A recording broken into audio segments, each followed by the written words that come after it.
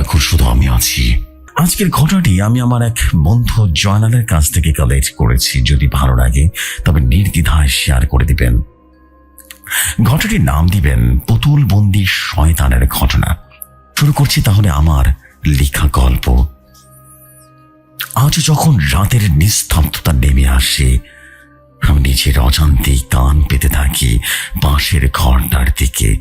একটা চাপা দীর্ঘশ্বাস, একটা অস্ফুট আর্তনাদ, বা হয়তোবা বিছানার চাদর খামচে ধরার শব্দ শোনার জন্য মনটা উন্মুক্ত হয়ে থাকে, কিন্তু কিছুই শোনা যায় না। এখন সেখানে শুধু জমাট বাঁধা নীরবতা, যা আমার বুকের ভেতরটা আরো বেশি ফাঁকা করে দিয়ে যায়। লোকে বলে যা হয়ে গেছে তা নিয়ে ভেবে লাভ নেই, সময় সব ক্ষত সারিয়ে দেয়। কিন্তু কিছু ক্ষত আছে এমন ভাবে আত্মার গভীরে দাগ কেটে দেয়, যা সময়ের সাথে আরো বেশি দগদগে হয়ে ওঠে। আমার বোন নীলার সাথে যা ঘটেছিল তা তেমনই এক দগদগে ঘা, যা আমার বাকিটা জীবনকে হন্ট করে বেড়াবে। আমাদের পরিবারটা ছিল আর 10টা মধ্যবিত্ত পরিবারের মতোই। বাবা সরকারি চাকরি থেকে অবসর নিয়েছেন, মা সংসারে খুঁটিনাটি নিয়ে ব্যস্ত, আর আমি একটা প্রাইভেট কোম্পানিতে চাকরিরত। নীলা ছিল আমাদের সবার চোখের মণি। ইউনিভার্সিটিতে ইংরেজি সাহিত্য নিয়ে পড়ছিল। প্রাণচঞ্চল হাসি খুশি একটা মেয়ে। ওর হাসিতে পুরো বাড়িটা মুখর হয়ে থাকতো। বইয়ের পোকা ছিল, সাথে ছিল পুরনো জিনিসপত্র জমানোর অদ্ভুত সব শখ। পুরনো ঢাকার অলিগলিতে ঘুরে বেড়াতো, অ্যান্টিক দোকান থেকে এটা সেটা কিনে আনতো। ওর ঘরটা একটা ছোটখাটো জাদুঘর বলা চলে। ওর এই শখটা নিয়েই যে আমাদের জীবনে এমন অন্ধকার নেমে আসবে তা যদি দুঃস্বপ্নেও দেখতাম। ঘটনাটা শুরু হয়েছিল প্রায় বছর খানেক আগে। সেদিন নীলা কলেজ থেকে ফেরার পথে কোথা থেকে যেন একটা বিশাল আকারের আয়না কিনে এনেছিল। কাঠের ফ্রেমে খোদাই করা জটিল সব নকশা। কাজটা একটু খোলাটে, বয়সের ছাপ স্পষ্ট, দেখে বোঝা যাচ্ছিল জিনিসটা বহু বছরের পুরনো। দেখো ভাইয়া, কি সুন্দর জিনিসটা পেয়েছি, এক্সাইটেড হয়ে চিৎকার করে উঠেছিল নীলা। আমি ল্যাপটপে কাজ করছিলাম, ওর দিকে তাকিয়ে বললাম, এইটা আবার কোথা থেকে চুটালি? বাড়িতে তো আয়নার অভাব পড়েনি। আরে ধুর, তুমি বুঝবে না, এটা সাধারণ আয়না নাকি? এটা একটা ঐতিহাসিক আয়না। ভাবো তো, কত মানুষের প্রতিবিম্ব পড়েছে এর উপরে, কত ঘটনা দেখেছে এই আয়নাটা। ওর চোখের এই অদ্ভুত দৃশ্যটা দেখে আমি আর কিছুই বলিনি। মা অবশ্য একটু খুঁতখুত করছিল। এত পুরনো জিনিস ঘরে আনতে নেই মা, কোথায় কি থাকে কে জানে। নীলা মায়ের কথায় কান দেয়নি। নিজের ঘরে পড়ার টেবিলে ঠিক উল্টো দিকে দেওয়ালে ওটা টাঙিয়ে দিল। সেদিন থেকে যেন আমার পুরো পৃথিবীটা একটু একটু করে অচেনা হতে শুরু করলো। প্রথম দিকে পরিবর্তনগুলো ছিল খুবই সামান্য, এতটাই যে আমরা প্রায় কেউই খেয়াল করিনি। নীলা ঘন্টার পর ঘন্টা আয়নার সামনে বসে থাকতো। কিছু জিজ্ঞেস করলে বলতো, নকশাগুলো দেখছি, কি অসাধারণ কাজ। আমরাও ভাবতাম নতুন জিনিস নিয়ে মেতে আছে, কদিন পর ঠিক হয়ে যাবে। কিন্তু হলো তার উল্টোটা। ও ধীরে ধীরে কেমন যেন চুপচাপ হয়ে যেতে লাগলো। যে মেয়েটা সারাক্ষণ বক বক করতো, সে হঠাৎ করে নিজের ঘরের ভিতরে সময় কাটাতে শুরু করলো। খাওয়া দাওয়া কমিয়ে দিল। রাতের বেলা প্রায় জেগে থাকতো। জিজ্ঞেস করলে বলতো, ঘুম আসে না রে। একদিন রাতের বেলা পানির বোতল নিতে রান্নাঘরে যাওয়ার সময় ওই ঘরের সামনে গিয়ে যাচ্ছিলাম। দরজাটা সামান্য ভেজানো ছিল। ভেতর থেকে ফিস ফিস করে কথা বলার শব্দ আসছিল। ভাবলাম হয়তো ফোনে বন্ধুর সাথে কথা বলছে, কিন্তু কৌতূহল বশত একটু উকি দিতেই আমার বুকের রক্তটা হিম হয়ে গেল। নীলা আয়নার সামনে দাঁড়িয়ে নিজের প্রতিবিম্বের সাথে তাকিয়ে অনর্গল কথা বলে যাচ্ছে, কিন্তু যে ভাষায় কথা বলছে সেটা বাংলা বা ইংরেজি নয়। কেমন যেন খসখসে আর ফ্যাঁসফ্যাঁসে গলায় বিচিত্র এক ভাষায় কথা বলছে, যার একটা অক্ষর আমি বুঝতে পারছিলাম না।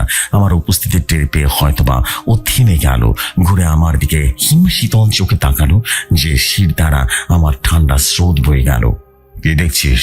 ওর কণ্ঠটা কেমন যেন অস্বাভাবিক রকমের ভারী শোনালো। আমি ঢোক গিলে বললাম, না রে, কিছু না। কার সাথে কথা বলছিলি? কারোর সাথে না, নিজের সাথে।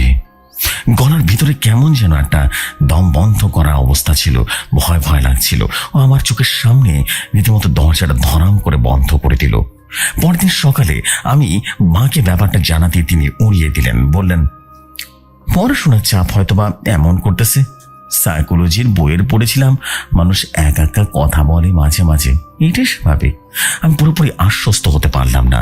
এর কয়েকদিন পর থেকে শুরু হলো আসল উপদ্রব। নীলার ঘর থেকে প্রায় অদ্ভুত শব্দ শোনা যেত। কখনো কখনো মনে হতো কেউ দেয়াল আঁচড়াচ্ছে, কখনো ভারী কিছু মাটিতে ফেলার শব্দ। একদিন মা ওর ঘর গোছাতে গিয়ে দেখেন ওর বিছানার চাদর জায়গায় জায়গায় ছেঁড়া, যেন কেউ নখ দিয়ে ছিঁড়ে ফেলেছে। দেয়ালে কালির দাগ, বইপত্র সবকিছু এলোমেলো। অথচ নীলাকে জিজ্ঞেস করলে ও বলতো ও কিছুই জানে না। লক্ষ্য করলাম আমার শারীরিক পরিবর্তনও ঘটছে। চোখের নিচে কালি জমে উঠেছিল, ফর্সা মুখটা ফ্যাকাশে হয়ে গিয়েছিল। প্রায় বলতো ওর নাকি শীত লাগছে, অথচ তখন ছিল ভরা গ্রীষ্মকাল। ঘরের ভেতরে চাদর মুড়ি দিয়ে বসে থাকতো। ওর আচরণ দিন দিন হিংস্র হয়ে উঠেছিল। সামান্য কথাও রেগে যেত, চিৎকার চেঁচামেচি করতো। একদিন বাবা ওকে পড়ার জন্য বকা দিতে ওর বাবার দিকে এমন ভাবে তাকিয়েছিল যেন এখনই ঝাঁপিয়ে পড়বে। ওর চোখ দুটো এমন এক পাশবিক হিংস্রতা ছিল যা দেখে আমার বাবাও রীতিমতো চমকে উঠেছিলেন। আমরা বুঝতে পারছিলাম কিছু একটা তো গড়বড় হচ্ছে, কিন্তু কি হচ্ছে তা ধরতে পারছিলাম না। ভাবলাম হয়তো মানসিক কোনো সমস্যা। একজন নাম করা সাইকিয়াট্রিস্টের কাছে নিয়ে গেলাম। ডাক্তার নীলার সাথে একা কথা বললেন, আমাদের সাথে কথা বললেন, কিছু ওষুধ লিখে দিলেন আর বললেন, ডিপ্রেশন আর স্ট্রেস থেকে এমনটাও হতে পারে, চিন্তা করবেন না। ওষুধ খেলে এবং নিয়মিত কাউন্সিলিং করলে আশা করি ঠিক হয়ে যাবে। কিন্তু কিছুই হলো না, বরং পরিস্থিতি আরো খারাপের দিকে চলে গেল। ওষুধ খেতে চাইতো না, জোর করে খাওয়াতে গেলে হিংস্র আরো ভয়ঙ্কর আচরণ করত। একদিন রাতে যা ঘটলো, তারপর আমাদের আর কোনো সন্দেহ রইল না যে এইটা কোনো মানসিক রোগ নয়, এটা শয়তান ঘটিত কোনো বিষয়। রাত তখন প্রায় 2টো। হঠাৎ করে নীলার ঘর থেকে কিছু একটা ভাঙার বিকট শব্দে আমাদের ঘুমটা ভেঙে গেল। আমি আর বাবা ছুটে ওর ঘরের দিকে গেলাম। দরজা ভেতর থেকে বন্ধ। আমরা ধাক্কাধাক্কি করতে লাগলাম, নীলা, নীলা, দরজা খোলো, কি হয়েছে? ভেতর থেকে কোনো সারা শব্দ নেই। কয়েক মুহূর্ত পর একটা চাপা গোঙানির শব্দ। ভয়ে আমাদের আত্মা শুকিয়ে গেল। বাবা আর আমি মিলে গায়ের জোরে দরজাটা ভাঙার চেষ্টা করতে লাগলাম। কয়েকবার ধাক্কার পর ছিটকেনিটা ভেঙে দরজাটা খুলে গেল। ভেতরে দৃশ্যটা দেখার পর আমরা হতবাক হয়ে গেলাম। আমরা যেন প্রস্তুতি ছিলাম না এমন দৃশ্য দেখব। ঘরের আলো নেভানো, শুধু রাস্তার আবছা আলো এসে পড়ছে। সে আলো আধারিত আমরা দেখলাম নীলা বিছেতে পড়ে আছে, আর তার সামনে বিশাল আয়নাটা ভেঙে চুরমার হয়ে পড়ে আছে। কাঁচের টুকরো সারা ঘরে রীতিমতো ছড়িয়ে ছিটে আছে। নীলার হাত পা কাঁচের টুকরোয় কেটে গেছে, রক্ত পড়ছে, কিন্তু সেদিকে ওর কোনো ভ্রুক্ষেপ নেই। ও দুটো হাত দিয়ে রীতিমতো বড় কাঁচের টুকরো ধরে বেঁচের উপরে কিছু একটা আঁকিবুকি করার চেষ্টা করছে। আর ওর মুখ দিয়ে যে শব্দটা বের হচ্ছে সেটা কোনো মানুষের কণ্ঠস্বর হতেই পারে না। কেমন যেন দুটো কণ্ঠস্বর একসাথে মিশে একটা বিকৃত আওয়াজ তৈরি হয়েছে। একটা নীলার, অন্যটা আরো গভীর কর্কশ আর পুরুষালী। বাবা চিৎকার করে উঠলেন, নীলা, মা, কি করছিস তুই? বাবার গলা শুনে আমাদের দিকে মুখ ফেরালো। অন্ধকার ওর চোখ দুটো রীতিমতো অস্বাভাবিক চঞ্চল করছিল।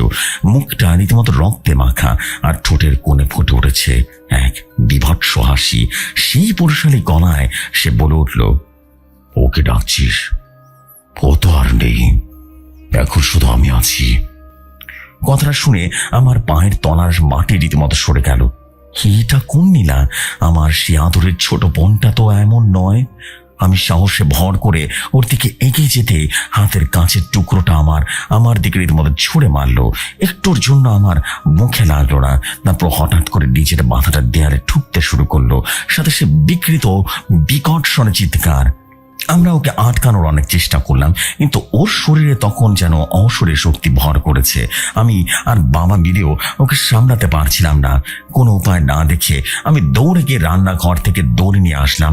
বাবা আর আমি মিলে অনেক কষ্টে ওর পা দুটো রীতিমতো বেঁধে ফেললাম, এবং ও তখন ছটফট করছিল। সে দুর্বদ্ধ ভাষায় অনর্গল বকাবকি করে যাচ্ছিল। সে রাতে আমরা কেউ এক ফোঁটা ঘুমাতে পারিনি। ভোরের আলো ফোটার সাথে সাথে আমরা বুঝতে পারলাম ডাক্তার বা ওষুধ ওষুধ দিয়ে এই রোগের চিকিৎসা করা সম্ভব হবে না। এর শিকড় আরো অনেক গভীর। আমার এক দুঃসম্পর্কের চাচা ছিলেন, যিনি এসব প্যারানর্মাল এবং অতি প্রাকৃত বিষয় নিয়ে চর্চা করতেন। পয়ন্তর না দেখে বাবাই তাকে ফোন করলেন। সব ঘটনা শুনে তিনি কয়েক মুহূর্ত চুপ করে রইলেন। তারপর একটা দীর্ঘশ্বাস ফেলে বললেন, তোমরা সম্ভবত খুব খারাপ কিছুর পাল্লায় পড়েছ।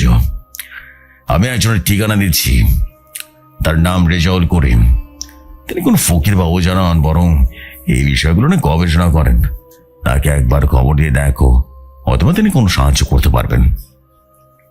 সেই মুহূর্তে রেজাউল করিমই ছিলেন আমাদের শেষ ভরসা।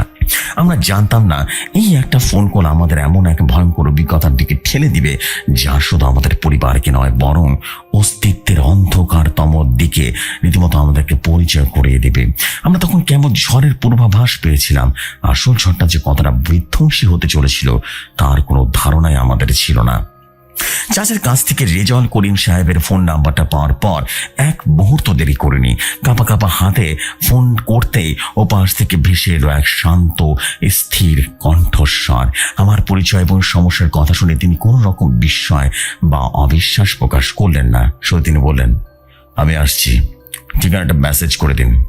আর হ্যাঁ, রোগীর শরীর থেকে রক্ত পড়াটা যে কোনো উপায় বন্ধ করার চেষ্টা করুন এবং তাকে কোনোভাবে একা ছাড়বেন না। তার কণ্ঠের শীতল নিশ্চয়তা আমাদের ভেতরের ভয়টাকে আর কমানোর বদলে যেন আরো বাড়িয়ে দিল। মনে হলো এই মানুষটি জানেন তিনি কিসের সম্মুখীন হতে চলেছেন। পরের কয়েকটা ঘন্টা আমাদের জন্য ছিল সাক্ষাৎ নরক। নীলাকে আমরা ওই ঘরে রেখেছিলাম, কিন্তু ওর হাত পায়ের বাঁধন খুলে দেওয়ার সে সাহস আমাদের হয়নি। ও নিস্তেজ হয়ে পড়েছিল, চোখ দুটো সিলিং এর দিকে স্থির হয়ে গেছিল।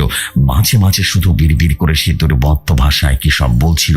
ওর কেটে যাওয়া হাত পা পরিষ্কার করে ব্যান্ডেজ করে দিয়েছিলাম, কিন্তু যন্ত্রণার কোনো চিহ্ন ওর মুখে ছিল না। যেন শরীরটা ওর, কিন্তু ভিতরে যে আছে তার কোনো অনুভূতি নেই। মা নীলার পাশে বসে নিঃশব্দে কোরআন শরীফ পড়ছিলেন আর কাঁদছিলেন। বাবা ঘরের বাইরে বারান্দায় পায়চারি করছিলেন। তার কাঁধ দুটো যেন দুশ্চিন্তার ভারে ঝুঁকে পড়েছে। আমাদের সাজানো গোছানো বাড়িটাকে মনে হচ্ছিল মৃত্যুপুরী। প্রত্যেকটা সেকেন্ডে যেন এক একটা ঘন্টার মতো দীর্ঘ। দুপুরের দিকে কলিং বেল বেজে উঠল। আমি প্রায় দৌড়ে গিয়ে দরজাটা খুললাম। বাইরে দাঁড়িয়েছিল 50 ঊর্ধ্ব এক ভদ্রলোক। সাধারণ পায়জামা পাঞ্জাবি পরা, চোখে মোটা ফ্রেমের চশমা, কাঁধে একটা পুরনো চামড়ার ব্যাগ। তার চেহারায় এমন কিছু ছিল যা একই সাথে ভরসা যোগায়, আবার বুকের ভেতরটা কাঁপিয়ে দেয়। তার স্থির চোখ দুটো যেন এক্সরের মতো করে আমার ভেতরে পড়ছিল। আমি রেজাউল করিম, শান্ত গলায় তিনি বললেন। আমি তাকে ভেতরে নিয়ে আসলাম। বাবা এগিয়ে এলেন। রেজাউল করিম সাহেব বাবার কাঁধে হাত চেকে বললেন, আমি শুনেছি, আগে মেয়েটিকে দেখতে চাই। আমরা তাকে নীলার ঘরে নিয়ে গেলাম। দরজার সামনে এসে তিনি এক মুহূর্তের জন্য থামলেন।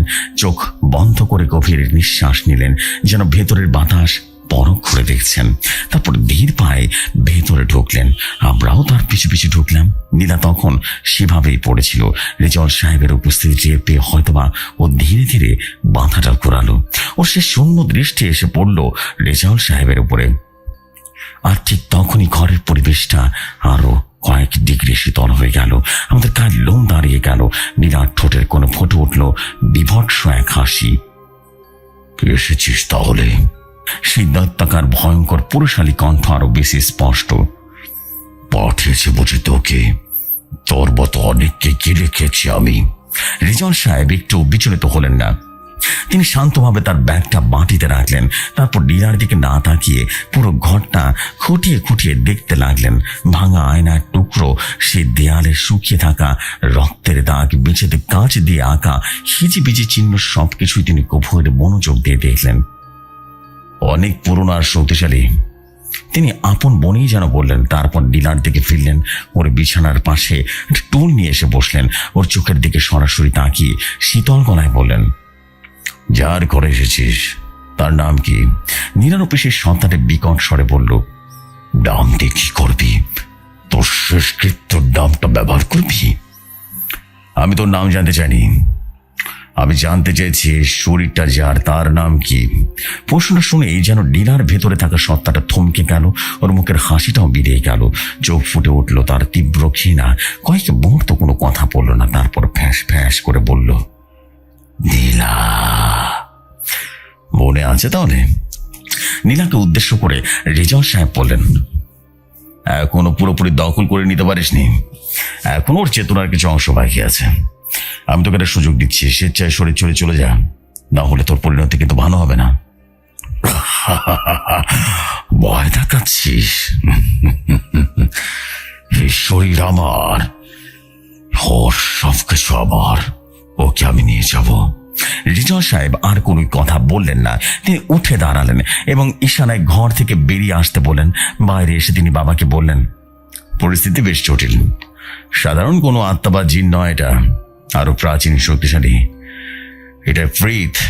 আয়নাটা ছিল একটা দরজা, কোনোভাবে সেটা মোটামুটি খুলে গেছে আর সত্তাটা জেগে গেছে। নীলা জীবনের শীতে শুষে নিয়ে নিজেকে প্রতিষ্ঠা করার চেষ্টা করছে। মায়ের কান্নার আওয়াজ রীতিমতো বেড়ে গেল এই কথাটা শুনে। আমার মেয়েটা ঠিক হয়ে যাবে তো? রেজাউল সাহেব মায়ের দিকে তাকালেন, তার চোখে রীতিমতো এক প্রকার দুশ্চিন্তার ছাপ।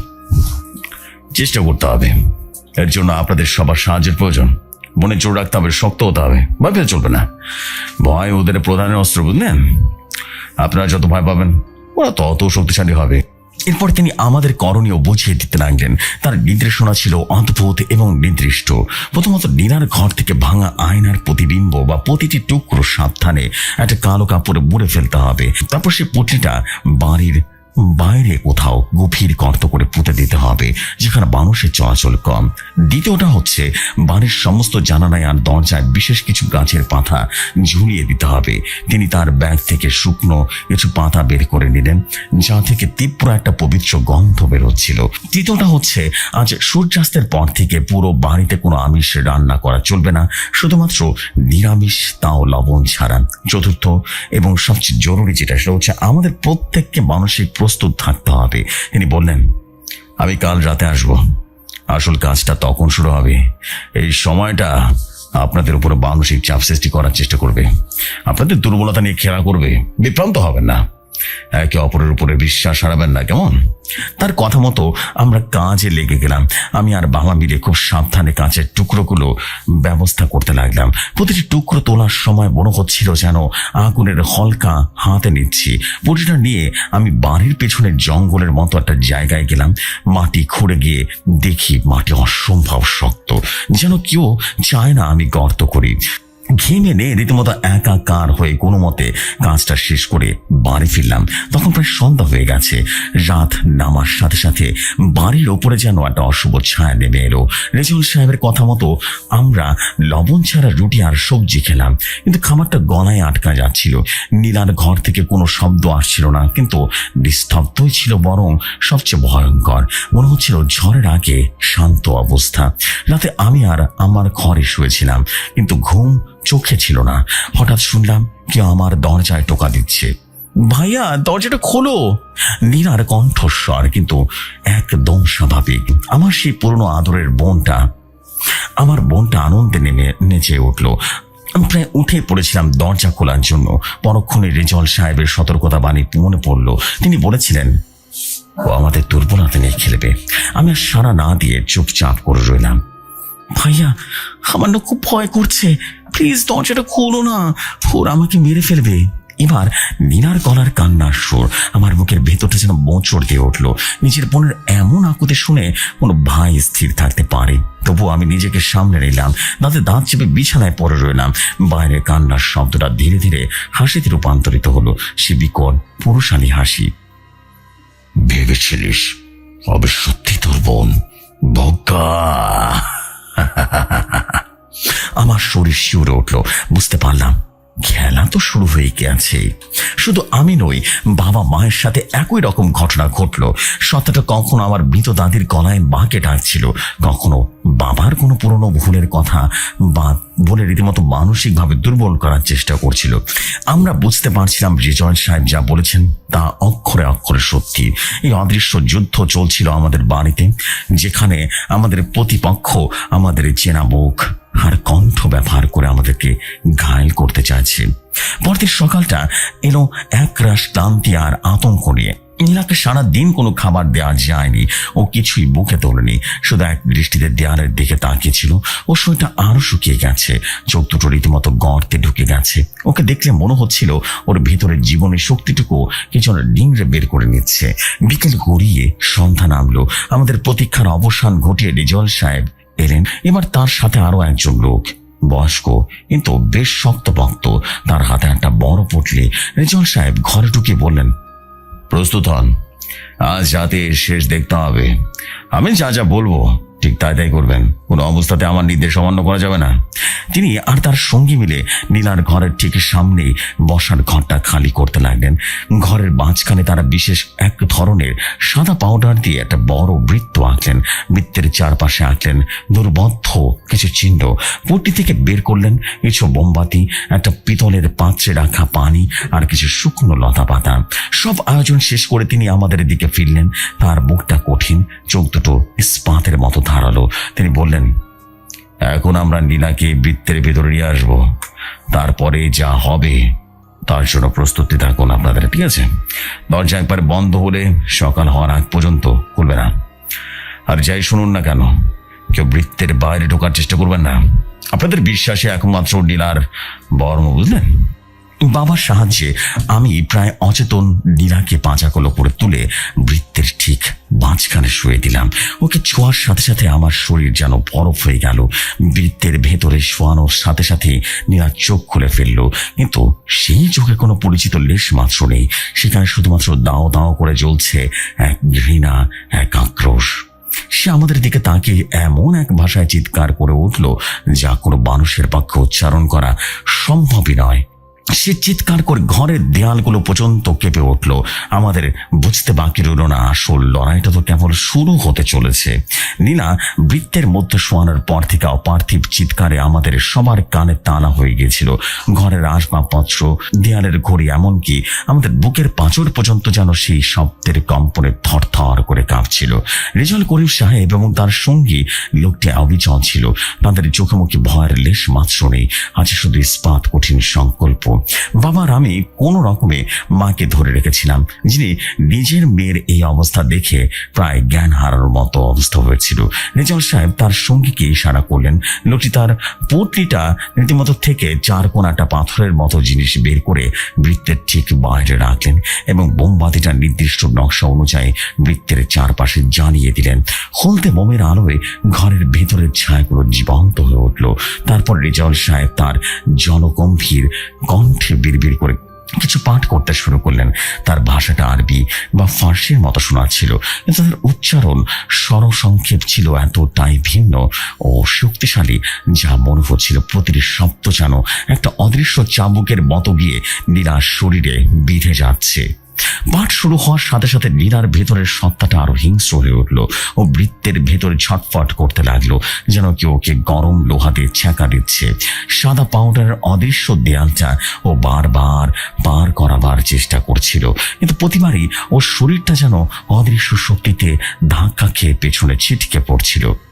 বন্ধ কর, সেটা বন্ধ কর, বড় শয়তান, কর্কশ এক কণ্ঠে কথাগুলো বলছিল। তোকে আমি ছিঁড়ে ফেলবো, তোর বংশে আমি চিহ্ন মিটিয়ে দেব। রেজাউল সাহেব সেটাকে কর্ণপাত করলেন না।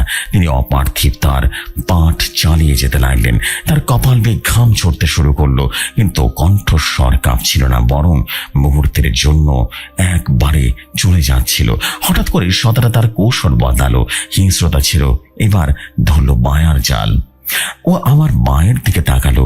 ওর মুখটা মুহূর্তের মধ্যে পাল্টে গিয়ে ছোট্ট ডিরার মতো অসহায় হয়ে গেল। চোখের জল এনে ভাঙা ভাঙা গলায় বলল, মা, ও মা, আমাকে বাঁচাও, খুব কষ্ট হচ্ছে, উনি আমাকে পুড়িয়ে ফেলছেন, তুমি আমাকে ভেতরে নিয়ে আসো মা, মা, তুমি না আমার মা।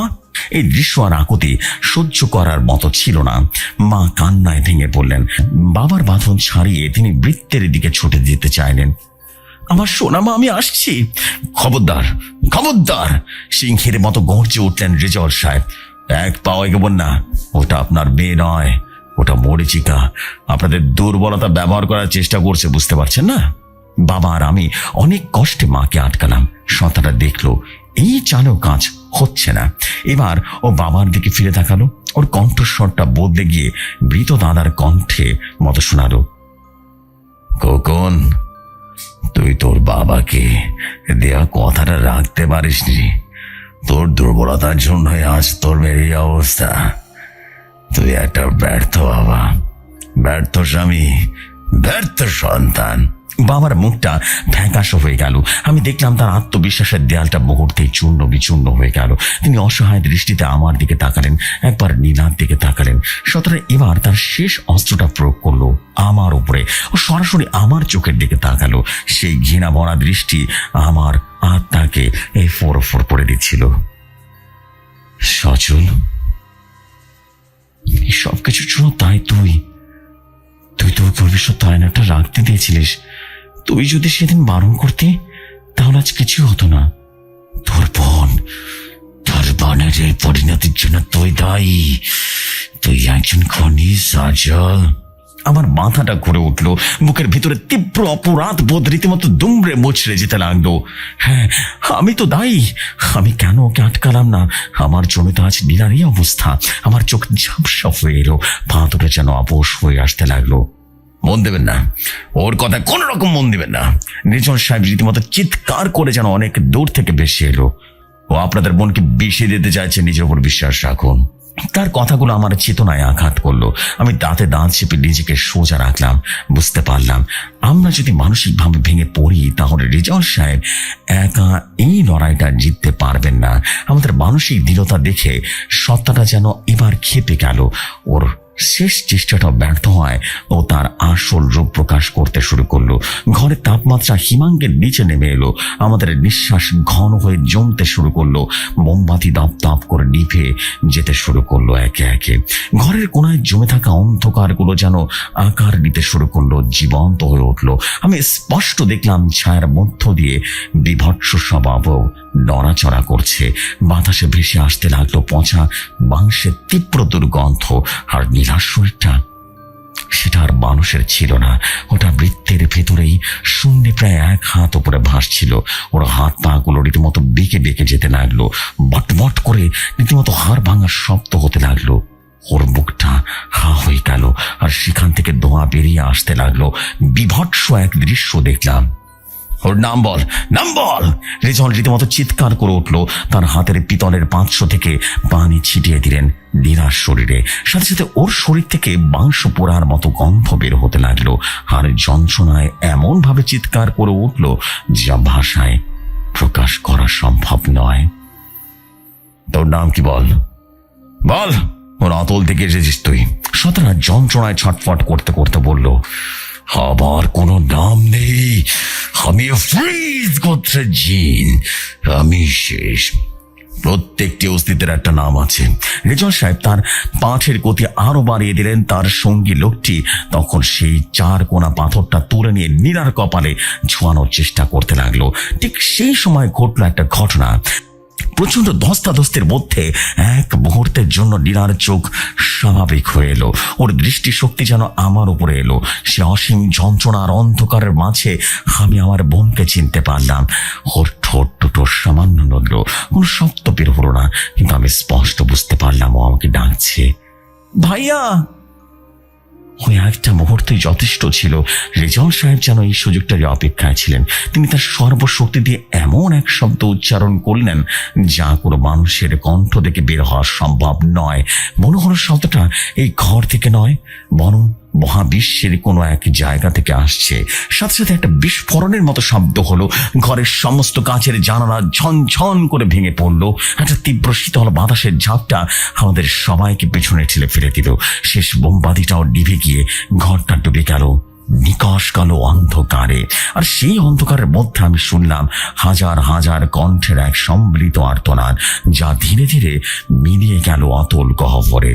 তারপর সব শান্ত, জমাট বাঁধা হিমশীতল নিস্তব্ধতা। বাবা টর্চ লাইটটা খুঁজে নিয়ে জানাতেই আমরা দেখলাম বৃত্তের ভিতরে নীলা নিস্তেজ হয়ে পড়ে আছেন। তার শরীরটা একদম ফ্যাকাশে, ঠোঁট নীল, কিন্তু তার মুখটা শান্ত। সেই হিংস্রতার চিহ্ন মাত্র নেই। রেজাউল সাহেব আর তার সঙ্গী দুজনেই হাঁটু গেড়ে বসে হাঁপাচ্ছেন, যেন তারা নিজেরাই জীবনের সমস্ত শক্তি ক্ষয় করে ফেলেছেন। এরপর অনেক দিন সময় লেগেছিল নীলার সুস্থ হতে। প্রায় 41 দিন পর্যন্ত নীলা একই রকম ভাবে একটা রিচুয়ালের উপর দিয়ে গিয়েছিল। তাকে বলে রাখা হয়েছিল একটা তাবিজ সবসময় তার গলায় ঝুলিয়ে রাখতে হবে, না হলে যে কোনো সময় সে জিন, সে প্রেত আবারও ফিরে আসতে পারে। আমরা সে 41 দিন পর্যন্ত তাবিজ নীলার গলায় পরিয়েছিলাম, পানি পড়া খাইয়েছিলাম, তাকে নির্দিষ্ট নিয়মে গোসল করতে বলা হয়েছিল। সেই নিয়ম ফলো করে আমরা গোসলও করিয়েছিলাম এবং একটা সময় 41 দিন পর ধীরে ধীরে ও সুস্থ হয়ে ওঠে। কিন্তু দুঃখের বিষয় কি জানেন জেফরি ভাই, ঠিক 2 মাস যখন হলো, 60 দিনের মাথায় ও অদ্ভুতভাবে কোনো কারণ ছাড়া হঠাৎ করে গলায় ফাঁস দিয়ে নিজেই নিজেকে শেষ করে দেয়। কেন করেছিল ওই ঘটনা, বা কেনই বা সে নিজেই নিজেকে শেষ করে দিয়েছিল, তা আমাদের অজানা। কিন্তু আমরা যতদূর জানি এবং আমাদের কবিরাজ যতদূর বলেছিল, সেই জিনটি চলে গিয়েছিল এবং সে ইফরিত জিন ফিরে আসার কোনো আলামত সে কবিরাজ রিজল করিম খুঁজে পায়নি। এরপর থেকে আমাদের পরিবার একদম যেন শোকে কাতর হয়ে গেল। এখনো মা বোবা হয়ে গেছেন। মা আগের মতো কারোর সাথে কথা বলেন না, নিজেই নিজের ঘরে থাকেন, তসবি নিয়ে বসে থাকেন, সারাদিন শুধু আল্লাহ বিল্লাহ করেন আর নামাজ পড়েন। আর মাঝে মাঝেই সেই আয়নাটার দিকে তাকিয়ে আমাদের প্রিয় বোন নীলাকে খোঁজার চেষ্টা করেন। কিন্তু সত্যি বলতে কি, সেদিনের পর থেকে সে আয়নাতে কোনো দিন কোনো অস্বাভাবিক কিছু দেখা যায়নি। সে আয়নাটা আমাদের পাশে আজও আছে, কিন্তু সেখানে কোনো ইফরিত নেই, নেই কোনো জিনের বসবাস। একদম স্বাভাবিক একটা আয়না, সেগুন কাঠের আয়না। জেফরি ভাই, ঘটনাটি যদি ভালো লাগে তাহলে নির্দ্বিধায় শেয়ার করে দিবেন। কততম এপিসোডে শেয়ার করে দিবেন প্লিজ জানিয়ে দিবেন। আসসালামু আলাইকুম, আমি মেহেদি বলছিলাম। প্রিয় লিসেনার্স, আসসালামু আলাইকুম। Feel the real fear with us. চলুন আজকের এপিসোডের প্রথম ঘটনায় চলে যাই। আজকের এপিসোডের প্রথম ঘটনাটি যিনি পাঠিয়েছেন, উনি একজন রেমিটেন্স যোদ্ধা ভাই। ওনার ঘটনা এর আগেও আমরা প্রচার করেছি। ওনার নাম রাহুল ইসলাম মেঘ। উনি একজন রেমিটেন্স যোদ্ধা ভাই। ওনার দেশের বাড়ি যশোর জেলার শার্শা উপজেলার নিজামপুর ইউনিয়নের শ্রীকোনা গ্রামে। উনি বর্তমানে মালয়েশিয়ার জহুর বারো নামক স্থানে রয়েছেন। সেখানে তিনি পেইন্টিংয়ের কাজ করছেন। মূলত ওনার ঘটনা আমরা প্রথম শেয়ার করি মাগুরার শেখ মিকাইল ভাইয়ের পাঠানো ঘটনার মাধ্যমে, কারণ উনি এই ভাইয়ের কাছ থেকে ঘটনা পেয়ে আমাদের সাথে শেয়ার করেন। পরবর্তীতে এই রাহুল ইসলাম মেঘ ভাই উনি নিজেই আমাদেরকে ঘটনা পাঠাচ্ছেন। ধন্যবাদ জানাচ্ছি মিকাইল ভাইকে, এরকম একজন ব্যক্তিকে আমাদের সাথে পরিচয় করিয়ে দেওয়ার জন্য, যার কাছ থেকে প্রতিনিয়ত দুর্দান্ত সমস্ত ঘটনা আমরা পাচ্ছি। আর মিকাইল ভাইয়ের ঘটনা তো আমরা প্রতিনিয়তই পাচ্ছি, সেগুলোও আমরা প্রচার করছি। ওনার অনেকগুলো ঘটনা ইতোমধ্যে পাইপলাইনেও রয়েছে, সেগুলো পর্যায়ক্রমে প্রচারিত হবে ইনশাল্লাহ। চলুন আমাদের আজকের এপিসোডের প্রথম ঘটনায় চলে যাই। তো এই ঘটনাটি মূলত আমাদেরকে মেঘ ভাই পাঠিয়েছেন এবং জানিয়েছেন যে এটি 1980 সালের আশেপাশের কোনো একটা সময়ে ঘটেছিল। ওই সময় ওনাদের এলাকাতে একজন ময়রা অর্থাৎ যারা মিষ্টি বানান তাদেরকে ময়রা বলে। তো ওই সময়ে এই ময়রার যে কাজটা ছিল, তার নির্দিষ্ট কোনো দোকান ছিল না। উনি বিভিন্ন জায়গায় ঘুরে ঘুরে ফেরি করে মিষ্টি বানাতেন। ওনার নাম ছিল নিসার উদ্দিন।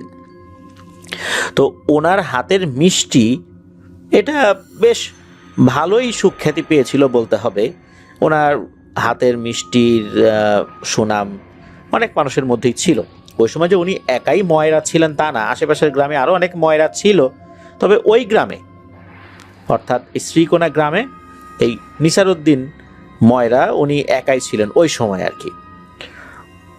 শীতকালে বিভিন্ন জায়গায় মেলা হতো বা গরমকালেও মেলা হতো। উনি করতেন কি, এই অনেক মিষ্টি তখন বানাতেন, মেলায় নিয়ে যেতেন।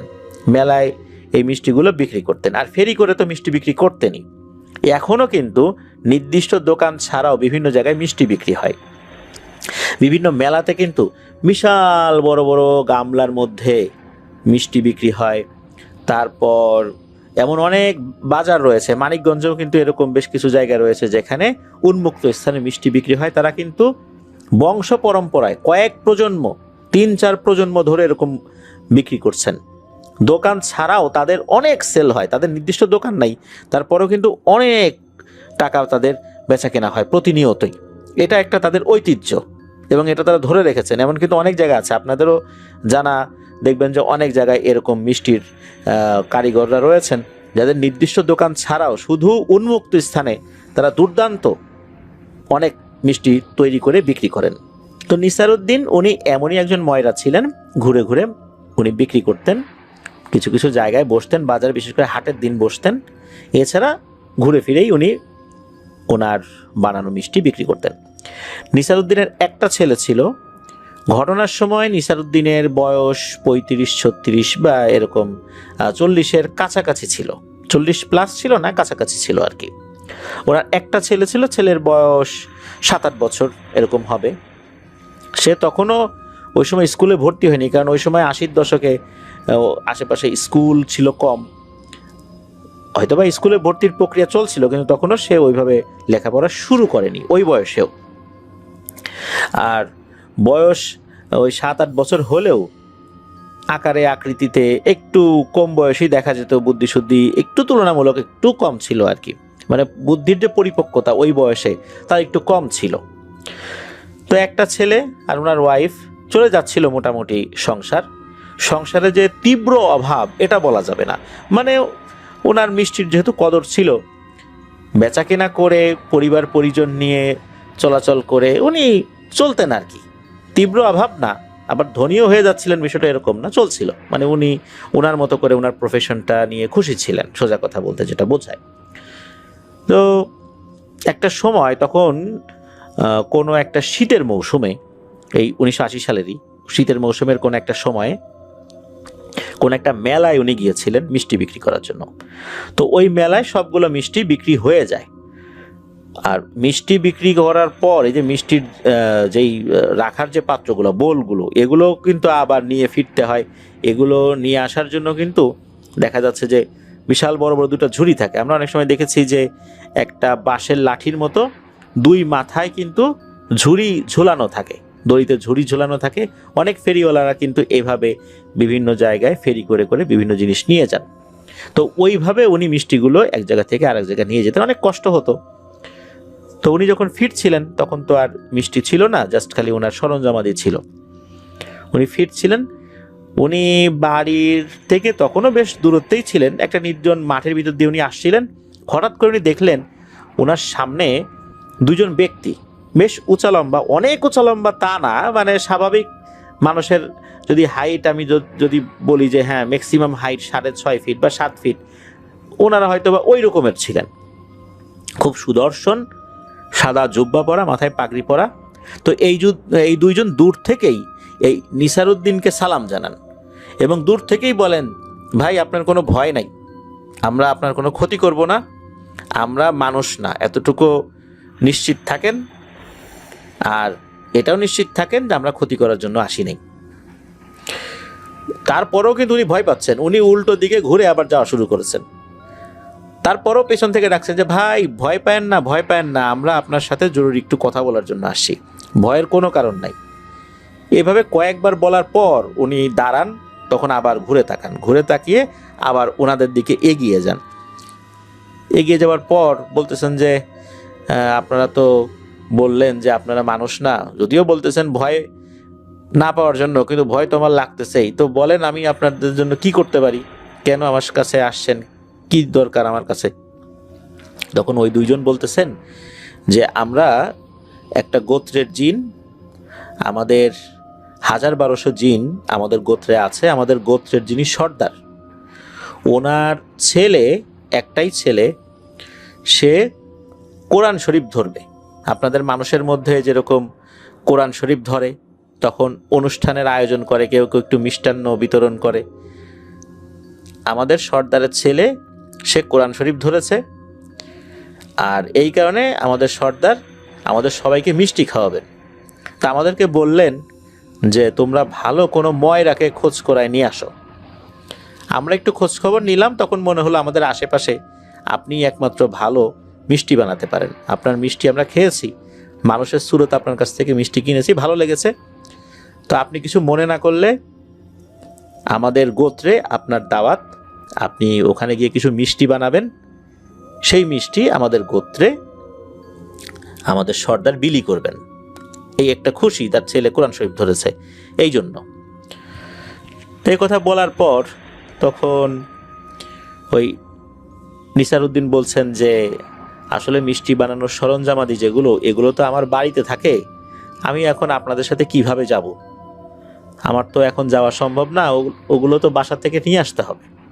তখন ওই দুইজন বলে যে না, আপনাদেরকে বা আপনাকে এখন নিয়ে যাব বিষয়টা এরকম না, আপনি এখন বাড়িতে যান, কালকে রাতের বেলা আপনাকে আমরা ডাকবো, আপনি প্রস্তুতি নিয়ে রেখেন, তখন আমরা আপনাকে নিয়ে যাব, আবার আপনাকে দিয়ে যাব, আপনার চিন্তার কোনো কারণ নেই।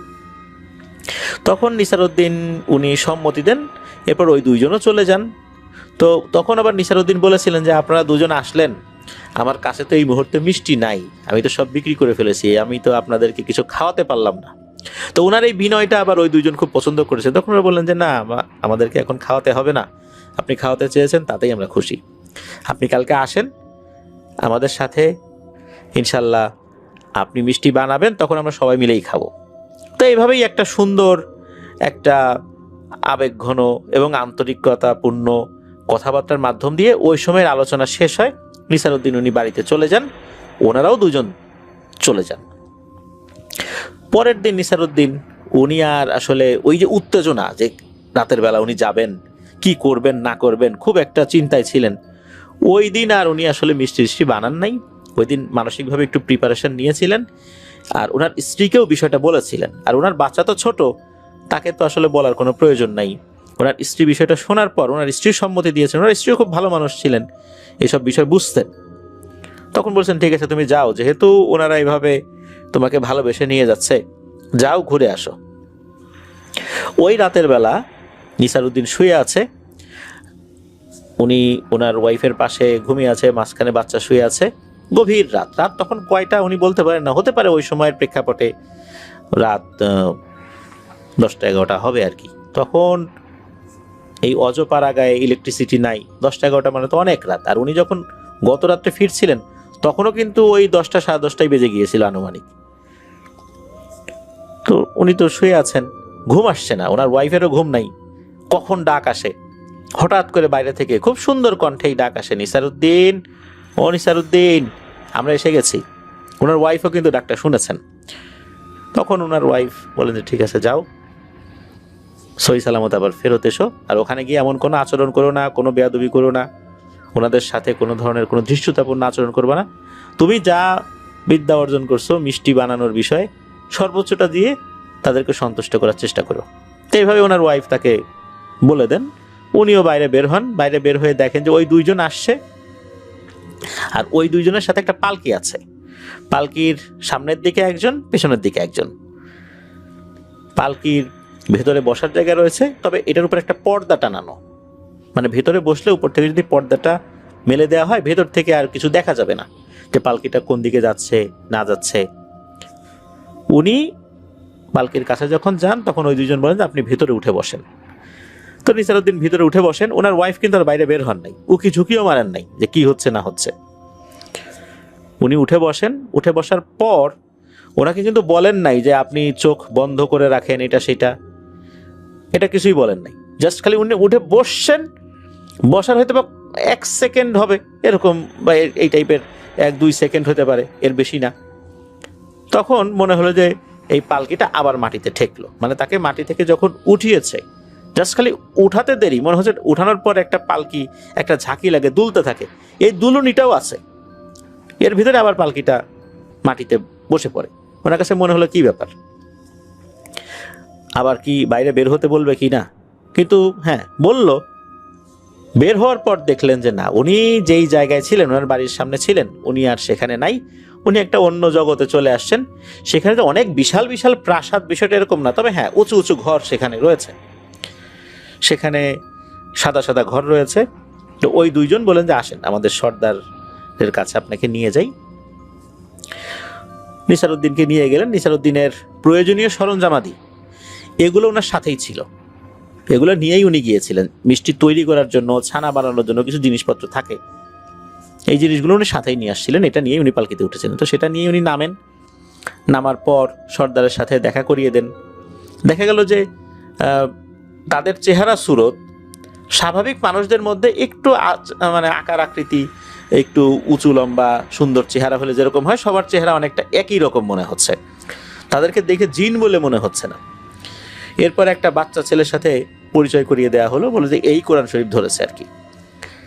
এরপর তাকে মিষ্টি তৈরি করার জন্য যে যে সরঞ্জামাদি লাগে বলতে দুধ লাগে, চিনি লাগে, এই সমস্ত জিনিস এনে দেওয়া হলো। কি পরিমাণ মিষ্টি তৈরি করতে হবে, কি কি আইটেম তৈরি করতে হবে, এটা বলে দেওয়া হলো। ওনার যা যা প্রয়োজনীয় জিনিস ছিল, অর্থাৎ ওনার হাতের তৈরি মানে মিষ্টি তো তারা খাবেন, সব জিনিস তো উনি সাথে নিয়ে আসতে পারবেন না। বিশাল বড় বড় কড়াই তো উনি নিয়ে আসতে পারবেন না, অনেক বড় পাত্র নিয়ে আসতে পারবেন না। ওনার নিজস্ব কিছু জিনিস রয়েছে, যে জিনিসগুলো দিয়ে উনি মিষ্টি তৈরি করেন আর কি, সেই জিনিসগুলো শুধু সাথে নিয়ে আসছিলেন আর কি। আর অন্যান্য সব জিনিস ওখানেই ছিল, সেগুলো তাকে দেয়া হয়। কিছু সহকারী দেয়া হয়। তো সহকারীদের সাথে কথাবার্তা, আচার আচরণে কোনোভাবেই মনে হচ্ছিল না যে এরা মানুষ না। তারা সহযোগিতা করলেন। সেখানে আগুন জ্বালিয়ে মিষ্টি তৈরি করা হলো। জিনে যে আগুন দেখলে ভয় পাবে, সেটা কিন্তু এরকম হলো না। তারা সব বিষয়ে সহযোগিতা করেছিলেন। অনেক ভালো ভালো মিষ্টি তৈরি হলো। এরপর তাকে বিশ্রামের জন্য একটা ঘর দেয়া হলো। উনি যেহেতু অনেক পরিশ্রম করেছিলেন, তার গরম লাগছিল ওই সময়। হঠাৎ করে মনে হলো যে উপরে একটা পাখা নড়াচড়া করছে। অনেক সময় জমিদার বাড়িগুলোতে দেখা যেত না যে একটা পাখা দড়ি দিয়ে টানা হতো, একজন বাইরে থাকতো, দড়ি টানতো, ওই পাখাগুলো নড়তো। তো ওই রকম পাখা আর কি। এই পাখার বাতাসটা বেশ মিষ্টি, খুব সুন্দর ঠান্ডা বাতাস। তো উনি বেশ কিছুক্ষণ বিশ্রাম করেন। কতক্ষণের জন্য ঘুমিয়ে পড়েছেন উনি ঠিক বলতে পারেন না আসলে, হয়তো অল্প সময় ঘুমিয়েছিলেন। এরপর তাকে আবার ডাক দেওয়া হয়। উনি উঠে পড়েন। তখন ওই যে সর্দার বলেন যে, নিসারউদ্দিন, তুমি তো আমাদের এখানে আসছো, আমি নিয়ে আসাইছি তোমাকে, আর আমার জন্য আজকে ছোটোখাটো একটা আনন্দের দিন, এই জন্য নিয়ে আসি। আর তুমি যেহেতু কষ্ট করছো, আমি তোমাকে ওই রকম কোনো ধন সম্পদ দিব না, ধনী করার জন্য কোনো কিছু দিব না, তবে আমি তোমাকে একটা ভিন্ন জিনিস দিব, যাতে করে তুমি যে পরিশ্রমটা করো, এই পরিশ্রমের মাধ্যম দিয়েই আল্লাহ তাআলা তোমাকে বরকত দান করেন। এটা বলার পর ছোটোখাটো একটা ঘন্টা দিয়েছেন। ঘন্টাটা কেমন, আমাদের স্কুলগুলোতে বিভিন্ন পিরিয়ড শেষ হওয়ার পর ঘন্টা বাজে, ছুটির ঘন্টা বাজে, তো এরকম একটা ঘন্টা দিয়েছেন। তো বলেছেন যে তুমি যখন বাজারে যাবা বা কোথাও যাবা, মাঝে মাঝে ঘন্টায় একটা দুইটা বাড়ি দিবা, তখন লোকজন আকৃষ্ট হবে, আসবে তোমার কাছে, দেখবা তোমার বেচাকেনা আল্লাহর রহমতে অনেক বেড়ে যাবে।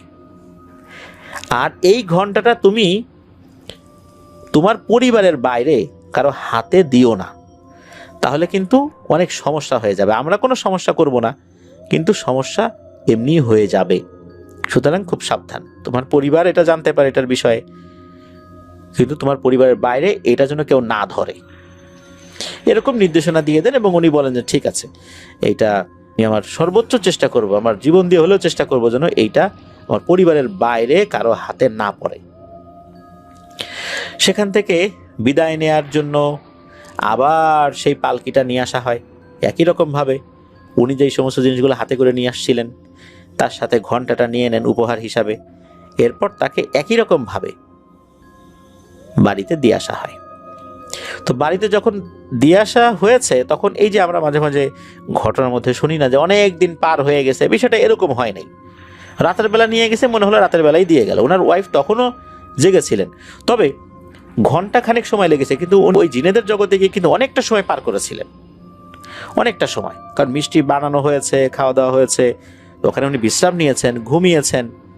কতক্ষণ ঘুমিয়েছেন, হয়তো বা ঘন্টা খানেক হবে পৃথিবীর হিসাবে, এমনটাই মনে হয়েছে। তবে ওই রাতটা পার হয় নাই, ওই রাতের মধ্যেই তাকে দিয়ে যাওয়া হয়। ওনার ওয়াইফ যখন জিজ্ঞেস করেন যে তোমার অভিজ্ঞতা বলো, উনি সব কথা খুলে বলেন এবং উনি বলেন যে এই ঘন্টাটা দিয়েছিল।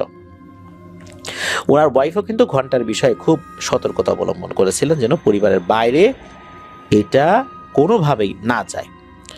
আর পরিবারের বাইরে নিয়ে যাওয়া, এটা তো এই নিসারউদ্দিনের একটা কমন ব্যাপার ছিল, কেননা বলাই ছিল যে সে যেখানে যাবে ঘন্টাটা নিয়ে যাবে। সে যখন আসতো ঘন্টাটা ঘরের মধ্যে রেখে দিত, সে যখন কোথাও যেত ঘন্টাটা নিয়ে যেত। এই জন্য মূল এটা দেখভাল কিন্তু নিসারউদ্দিনই করতো। সে যখন ফিরে আসতো ঘন্টাটা একটা ভালো জায়গায় রেখে দিত যাতে করে কেউ না দেখে। আর ঘন্টাটা তো সব মানুষজন দেখতোই, তবে মানুষজন দেখতো কি, সে কোথাও যাচ্ছে আগে যেমন চিৎকার করে ফেরি করে বলতো যে এই মিষ্টি কে খাবেন, মিষ্টি কে খাবেন। এখন সে আর এটা বলে না, এখন শুধু যেই পাশ দিয়ে যায় টং করে একটা ঘন্টা বাজায়, লোকজন চলে আসে।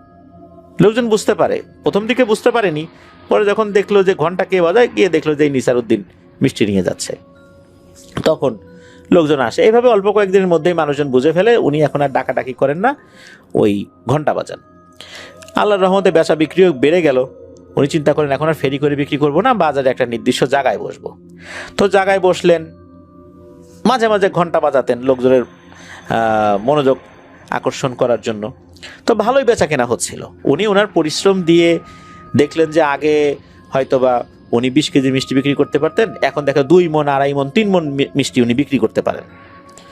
যার কারণে ওনার বেচা বিক্রি ভালো হচ্ছিল আল্লাহর রহমতে। সংসারে আরও সচ্ছলতা ফেরত আসছে, চলছিল। অল্প কয়েক মাসের মধ্যেই ওনার আল্লাহর রহমতে ভালো উন্নতি হয়ে যায়। এর মধ্যে হয় কি, উনি একদিন কোনো একটা কারণে বাইরে গিয়েছিলেন। ওই দিন আর ওনার মিষ্টি বিক্রির কাজ ছিল না। ওই দিন হাটেরও কোনো বার ছিল না যে কোনো জায়গায় হাট হবে উনি যাবেন, এরকমটা ছিল না আসলে। তো উনি বাসায় ওই ঘন্টাটা রেখে বাইরে বের হন। আর উনি চিন্তা করছেন যে যেহেতু ওনার পরিবারের লোকজন তো জানেই, তাতে আর এটা নিয়ে কোনো তো সমস্যার কথা না। তো উনি তো বাইরে গেছেন, ওনার ওয়াইফও জানে। এখন সমস্যা কি, ওনার বাচ্চা তো আর জানে না, ওনার বাচ্চা জানে না যে ঘন্টার বিশেষত্বটা কি। সে দেখে যে বাবা নিয়ে যায়, সারাদিন ঘন্টাটা থাকে না, রাতের বেলা বাবা যখন ফেরে অধিকাংশ সময় সে ঘুমিয়ে যায়। তো ঘন্টাটা সে ধরতেও পারে না, বাজাতেও পারে না, যার কারণে ঘন্টার প্রতি তার একটা আকর্ষণ ছিল। তো বাবা যেহেতু বাইরে গেছে, সে দেখে যে ঘন্টাটা ঘরের একটা জায়গায় আছে, আর সে তো একদম ছোট বাচ্চা না। ঘন্টাটা নেয়, ঘন্টাটা নিয়ে সে ওই বাড়ির পাশে একটা পুকুর আছে, ওই পুকুরের দিকে গিয়েছে। তার মা আবার খেয়াল করেছে বাচ্চা তার হাতে একটা ঘন্টা, মানে এটা ওই সেই ঘন্টাটা, জিনেদের দেয়া ঘন্টাটা। বাচ্চার কাছ থেকে ঘন্টাটা নেওয়ার চেষ্টা করছেন উনি, কারণ এটা তো খুব সেন্সিটিভ জিনিস। এখন বাচ্চার কাছ থেকে যদি অন্য কোনো খারাপ লোক নিয়ে ফেলে তখন তো ঝামেলা হবে। তো উনি যখন নেওয়ার চেষ্টা করছেন, বাচ্চা তো অনেক জোরে কান্নাকাটি শুরু করে দিছে যে না দেবো না, দেবো না, অল্প একটু খেলবো, সামান্য একটু খেলবো। উনি দেখলেন যে বাচ্চাটা আসলে কখনো তো এটা ধরে না, আর চাচ্ছেই যখন অল্প সময়ের জন্য, আচ্ছা ঠিক আছে 2-1 মিনিট খেলুক, আমি এরপরে এর কাছ থেকে নিয়ে ঘরে রেখে দিব। উনি ওই চিন্তা করে আবার একটা সাইডে কাজে গিয়েছেন। অল্প সময় পরে উনি আবার ফেরত আসছেন। ফেরত আসার পরে দেখেন বাচ্চাটা কান্নাকাটি করছে, ঘন্টা নাই।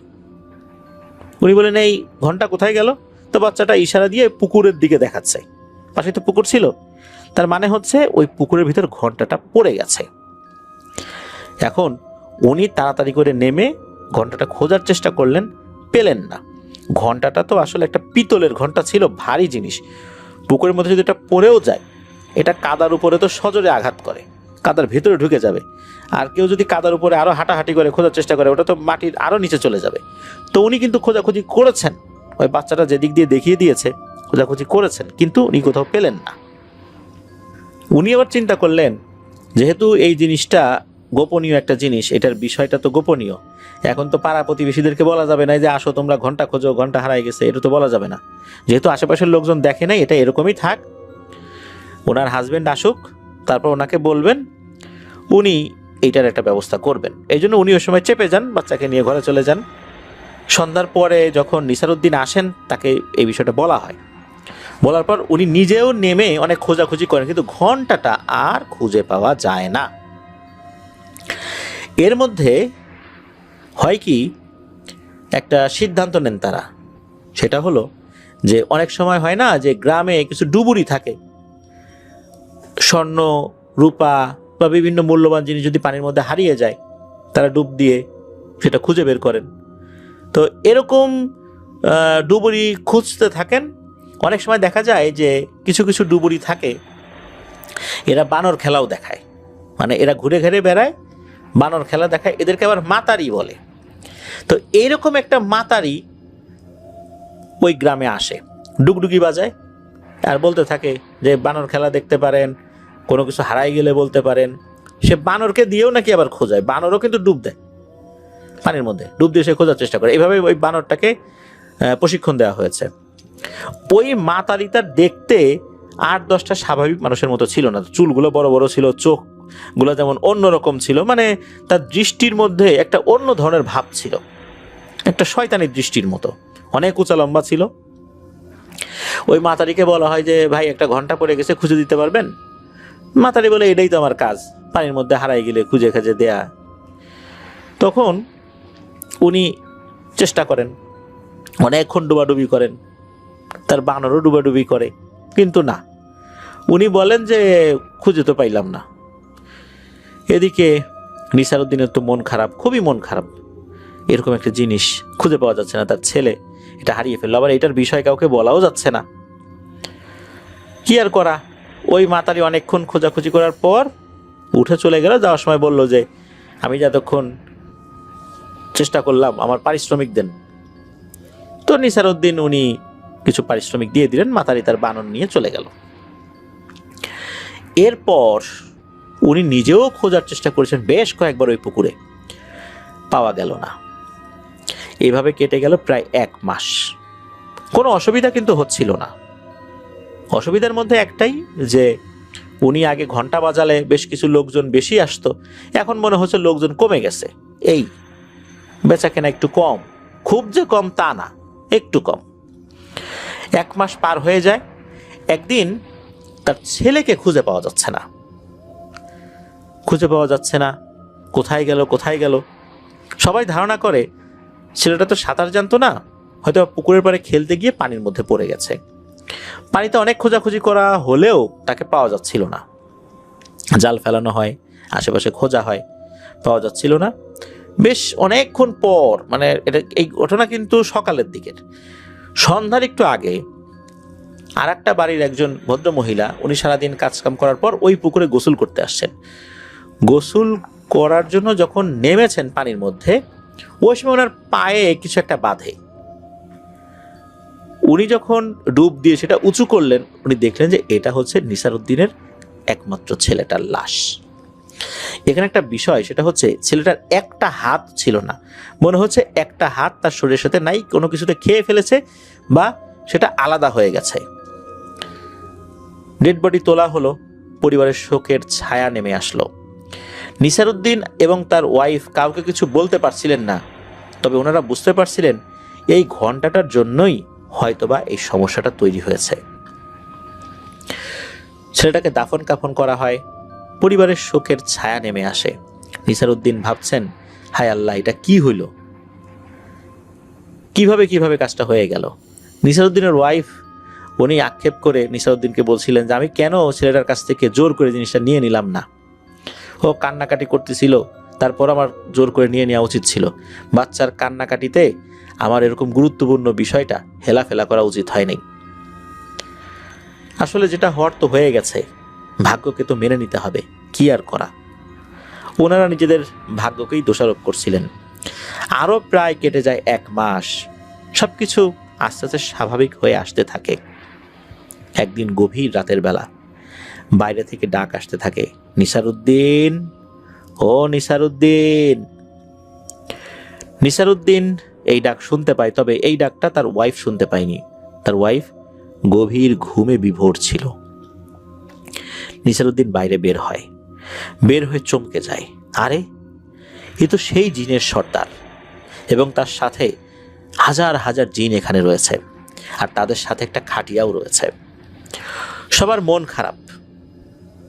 এবারে কেউই কিন্তু সাদা ড্রেস পরা না, সবাই কালো ড্রেস পরা, মনে হচ্ছে তারা শোকের পোশাক পরেছে।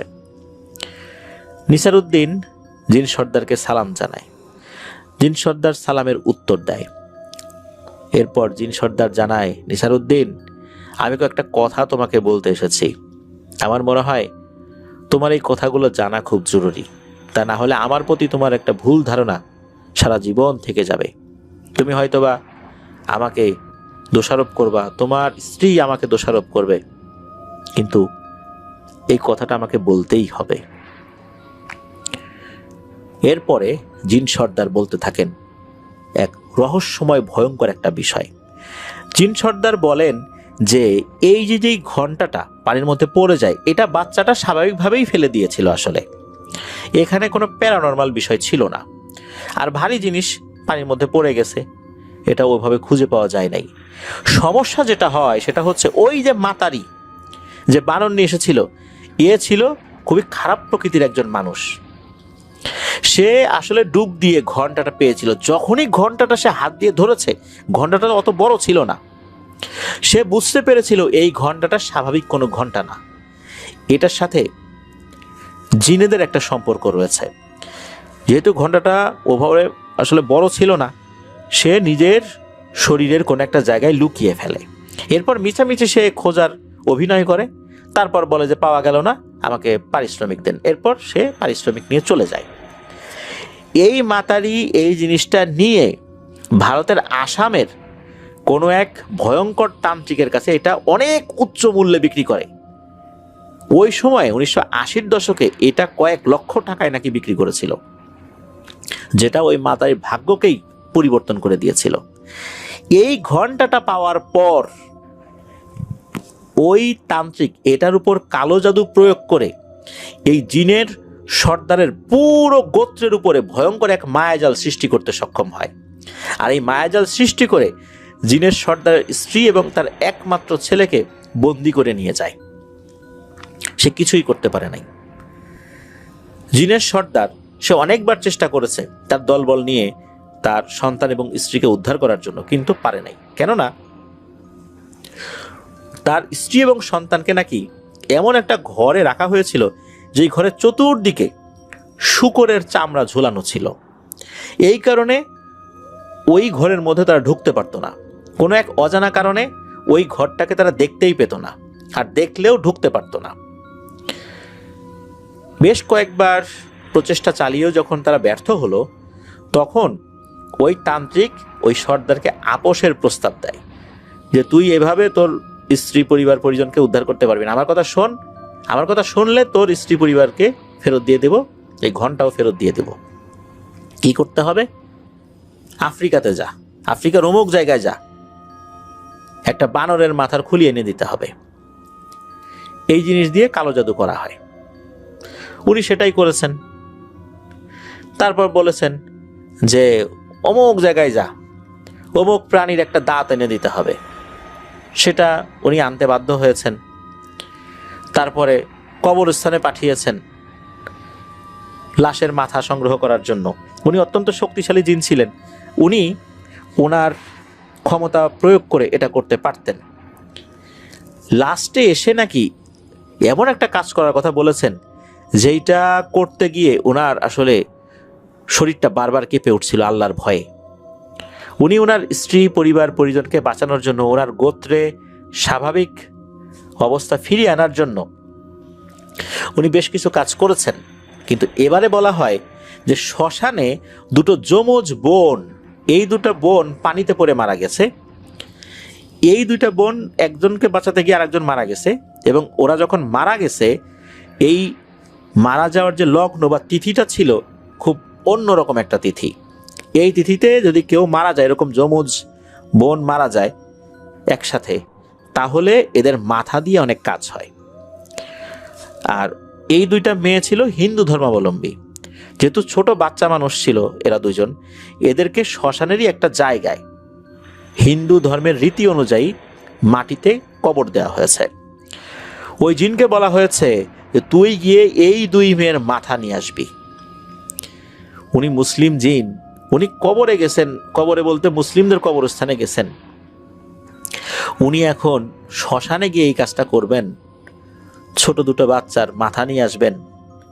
এইটা উনি কিভাবে করবেন? আর এই মাথা দিয়ে তো আরো অনেক অপকর্ম করবে। ইতিমধ্যে তার এনে দেওয়া বিভিন্ন জিনিস দিয়ে অনেক অপকর্ম সে করেছে, এখন এই দুইটা মাথা দিয়ে তো আরো অনেক অপকর্ম করবে। না জানি কত মানুষের জীবন চলে যাবে কালো জাদুর মাধ্যমে।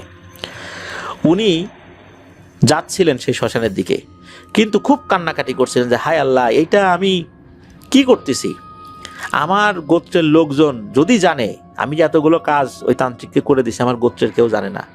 আমার গোত্রের লোকজন যদি কোনোভাবে জানে, তাহলে কি আমার গোত্রে আমি আর জায়গা পাবো? আমি সর্দার হলেও এরা তো আমাকে দূর দূর করে তাড়াই দিবে। আর সবচেয়ে বড় কথা যে আল্লাহর কাছে আমি কি জবাব দেবো? আল্লাহ, তুমি আমাকে দিয়ে এই কাজটা করায়ও না। উনি খুব কান্নাকাটি করতেছেন আল্লাহর কাছে, উনি যাচ্ছেন শ্মশানের দিকে, কিন্তু আল্লাহর কাছে খুব কান্নাকাটি করছে, আল্লাহ তুমি একটা উপায় বের করে দাও, আমার স্ত্রী পরিবার পরিজনকে বের করে দাও, একটা উপায় বলে দাও, আর আমাকে দিয়ে এই ভয়ঙ্কর খারাপ কাজটা করায়ও না। তো এইভাবে উনি আল্লাহর কাছে কান্নাকাটি করতেছেন, ফুপিয়ে ফুপিয়ে কান্নাকাটি করতেছেন, আর উনি যাচ্ছেন শ্মশানের দিকে। এর মধ্যে ঘটে এক অদ্ভুত ঘটনা। ওই সময় কেউ একজন ওই জিন সর্দারকে ডাক দেয়। জিন সর্দার তাকিয়ে দেখেন যে ঠিক ওনার গোত্রের না, সম্পূর্ণ ভিন দেশি গোত্রের একদল জিন। তারা অস্ত্র শস্ত্র নাই তাদের কাছে, মনে হচ্ছে তারা কোনো সফরে বেরিয়েছিলেন। আর জিনেরা কিন্তু যেই দেশেরই হোক, তাদের ভাষাগত একটা বিষয় কিন্তু কমিউনিকেট করতে পারেন, যে তাদের ভাষা কিন্তু খুব সহজেই একজন আরেকজনের সাথে যোগাযোগ করতে পারেন, ভাষা যাই হোক। তখন এই জিন সর্দার উনি বলেন যে এই যে গোত্রটা, এই গোত্রটা ছিল মিশরীয় পাহাড়ি এলাকার একটা মুসলিম জিনদের গোত্র। এরা নাকি জিনেদের মধ্যে দাওয়াতে তাবলিগের প্রচলন আছে। তো এরা মাঝে মাঝে বের হয়ে দাওয়াতে তাবলিগের কাজ করেন। তো ওনারা মিশর থেকে বের হয়ে অন্য কোনো একটা জায়গায় গিয়েছিলেন, এখন ফিরছিলেন। তারা এরকম একজন সর্দারের কান্নাকাটি দেখে মুসলিম জিন হঠাৎ করে থমকে যান। এরপর তাকে ডাকেন, ডাকার পর জিজ্ঞেস করেন যে কি ব্যাপার, তুমি এরকম কান্নাকাটি করছো, কি হয়েছে? এরপর নাকি সব কথা খুলে বলেন। তখন ওখানে থাকা জিনের সর্দার উনি বলেন যে তোমার সিচুয়েশনটা বা তোমার যে অবস্থাটা আমরা বুঝতে পারছি। আমরা এখন সরাসরি তো ওদের সাথে যুদ্ধ করতে যেতে পারবো না, কারণ আমরা দাওয়াতে তাবলিগের কাজে বের হয়েছিলাম, আর যুদ্ধ করার মতো অবস্থা এই মুহূর্তে আমাদের নাইও। তবে তোমাকে এমন একটা জিনিস দিতে পারি, এইটা দিয়ে তোমরা যুদ্ধ করতে পারবা। তখন নাকি ওই জিন সর্দার ওনার কাছ থেকে একটা আতর বের করে দেন। উনি বলেন যে এই আতরটা সাধারণ কোনো আতর না, এই আতরের সুঘ্রাণ কোনো দুষ্টু লোক সইতে পারে না। তাদের দম বন্ধ হয়ে আসবে, শ্বাস প্রশ্বাস বন্ধ হয়ে আসবে, ছটফট করতে থাকবে। মানুষ নিঃশ্বাস বন্ধ হয়ে গেলে যেরকম ছটফট করতে থাকে, ওরকম হাত পা ছোটাছুটি করতে থাকবে। এই আতরের সুঘ্রাণ এদের জন্য একটা বিষের মতো কাজ করবে। তুমি এবং তোমার গোত্রের সবাই অস্ত্র শস্ত্র নিয়ে এই আতরটা শরীরে মেখে যায় আক্রমণ করো, ইনশাআল্লাহ তাআলা তোমরা এটার সমাধান পাবা। এই বলে ওনারা ওখান থেকে বিদায় নেন। জিন সর্দার ওই আতর নিয়ে ওনার গোত্রে ফেরত আসেন। ফেরত এসে বলেন যে তোমরা প্রস্তুত হয়ে যাও, আমরা আবার সেখানে যাব। সর্দারের কথা অনুযায়ী তারা সবাই প্রস্তুতি নেয়, আর সর্দার প্রত্যেককে তাদের শরীরে এই আতরটা লাগিয়ে দেন। অসাধারণ মন মাতানো সুবাস, সবাই বলে যে এরকম সুবাস আমরা জিনেরাও তো পাই না। এরপর চলে যান আসামের সেই তান্ত্রিকের কাছে। আসামের ওই তান্ত্রিকের কাছে আরো হাজার হাজার জিন ছিল। আর অদ্ভুত ব্যাপার হচ্ছে এই জিনগুলো প্রায় প্রত্যেকেই মুসলিম এবং শক্তিশালী জিন ছিল।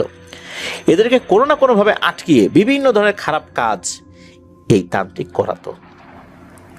যখনই এই সুঘ্রাণটা ওই তান্ত্রিকের আখড়ায় ছড়িয়ে পড়েছে, তার যেই জায়গাটা ছিল, তখন নাকি এই তান্ত্রিক ছটফট করা শুরু করছে, মানে তার দম বন্ধ হয়ে যাচ্ছে, সে আর পারছে না, সে কোনো মন্ত্রই উচ্চারণ করতে পারে না, কারণ তার দম বন্ধ হয়ে হাত পা ছোটাছুটি শুরু করে দিছে।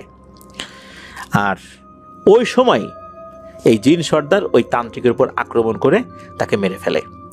এরপর তান্ত্রিকের আন্ডারে থাকা যত জিন ছিল সবাই মুক্তি পেয়ে যায়, আর তার স্ত্রী পরিবারকেও ওখান থেকে উদ্ধার করতে সক্ষম হয়। কারণ হচ্ছে ওই আতরের সুঘ্রাণের কারণে ওই যে শূকরের যেই চামড়ার উপর যে ব্ল্যাক ম্যাজিক করা হয়েছিল এগুলোও কেটে যায়। আর তান্ত্রিককেও ওই জিন সর্দার কোনো ক্ষতি করতে পারতো না, কারণ হচ্ছে ওই তান্ত্রিকের গলায় নাকি শূকরের দাঁত দিয়ে তৈরি এক ধরনের বিশেষ কালো জাদুর মালা থাকতো, যার কারণে তাকে কেউ ক্ষতি করতে পারতো না। ভালো জিনও না, খারাপ জিনও না, ওইটা একটা মন্ত্রপুত মালা, শূকরের দাঁতের তৈরি। এটার উপরে আসলে জিনেদের কার্যকারিতা নাকি খুবই কম থাকে। বিশেষ করে এইটা এমনভাবে আসলে মন্ত্রপুত করে তৈরি করা হয়েছিল। আর যখন ওই সুঘ্রাণটা ওখানে ছড়িয়ে পড়েছে, এসব ধরনের কালো জাদুর প্রভাব অনেকটাই দুর্বল হয়ে পড়েছে। এই সুযোগেই মূলত ওনারা এই কাজটা করতে সক্ষম হন। সমস্যাটা হলো কি, যে ওই ওনার ওয়াইফকে যখন ওই ঘর থেকে বের করা হয়, কোনো একটা বিশেষ জাদুর একটা বলয় নাকি ওই ঘরের মধ্যে ছিল। বাইরের থেকে ওই জিনিসটা যখন দুর্বল হয়ে গেছে, ঘরের মধ্যেও কোনো একটা এমন জাদুর উপকরণ ছিল যার কারণে ওনার ওয়াইফ তো দেখা যাচ্ছে যে পরিণত বয়স্ক একজন জিন ছিলেন, কিন্তু তার বাচ্চাটা তো আসলে অল্প বয়স্ক একজন জিন ছিল। ওইটার প্রভাবেই আসলে তার বাচ্চাটা অনেক দুর্বল হয়ে পড়েছিল। ওখান থেকে যখন বের করা হয় তখনই নাকি তার বাচ্চাটা মারা যায়। কোনো আক্রমণে মারা যায় নাই, কিন্তু এমনিতেই নাকি মারা যায়। ওই ঘরেই সেই আটকা পড়ে গিয়েছিল আর কি। তাকে মৃত অবস্থায় বের করা হয়। আর ওখান থেকে যখন বের করা হয়, এই যে হাজার হাজার গোত্রহীন যে জিনদেরকে বিভিন্ন জায়গা থেকে ধরপাকড় করে নিয়ে আসা হয়েছিল, এই সবগুলো জিন এই জিন সর্দারের অধীনে আনুগত্য স্বীকার করে এবং তাকেই সর্দার হিসেবে মেনে নেয়। এরাও তার সাথে চলে আসে। এরপর জিন সর্দার জানান যে তুমি এখন যে খাঁটি এটা দেখতে পাচ্ছ, এখানে আমার আদরের সন্তান রয়েছে, আর তোমার কাছে একটা বিষয় বলতে আসছি, সেটা হচ্ছে তুমি এটা মনে করো না তোমার সন্তানকে আমরা হত্যা করছি। তোমার সন্তানকে আমরা হত্যা করি নাই। এই পুকুরে গজার মাছ রূপী একটা জিন আগে থেকে বসবাস করত। এই জিনটা নির্দিষ্ট সময়ে তার একটা মানুষের মাংস খাবার প্রয়োজনীয়তা ছিল। সে বহুদিন যাবৎ চেষ্টা করতেছিল, পারতেছিল না।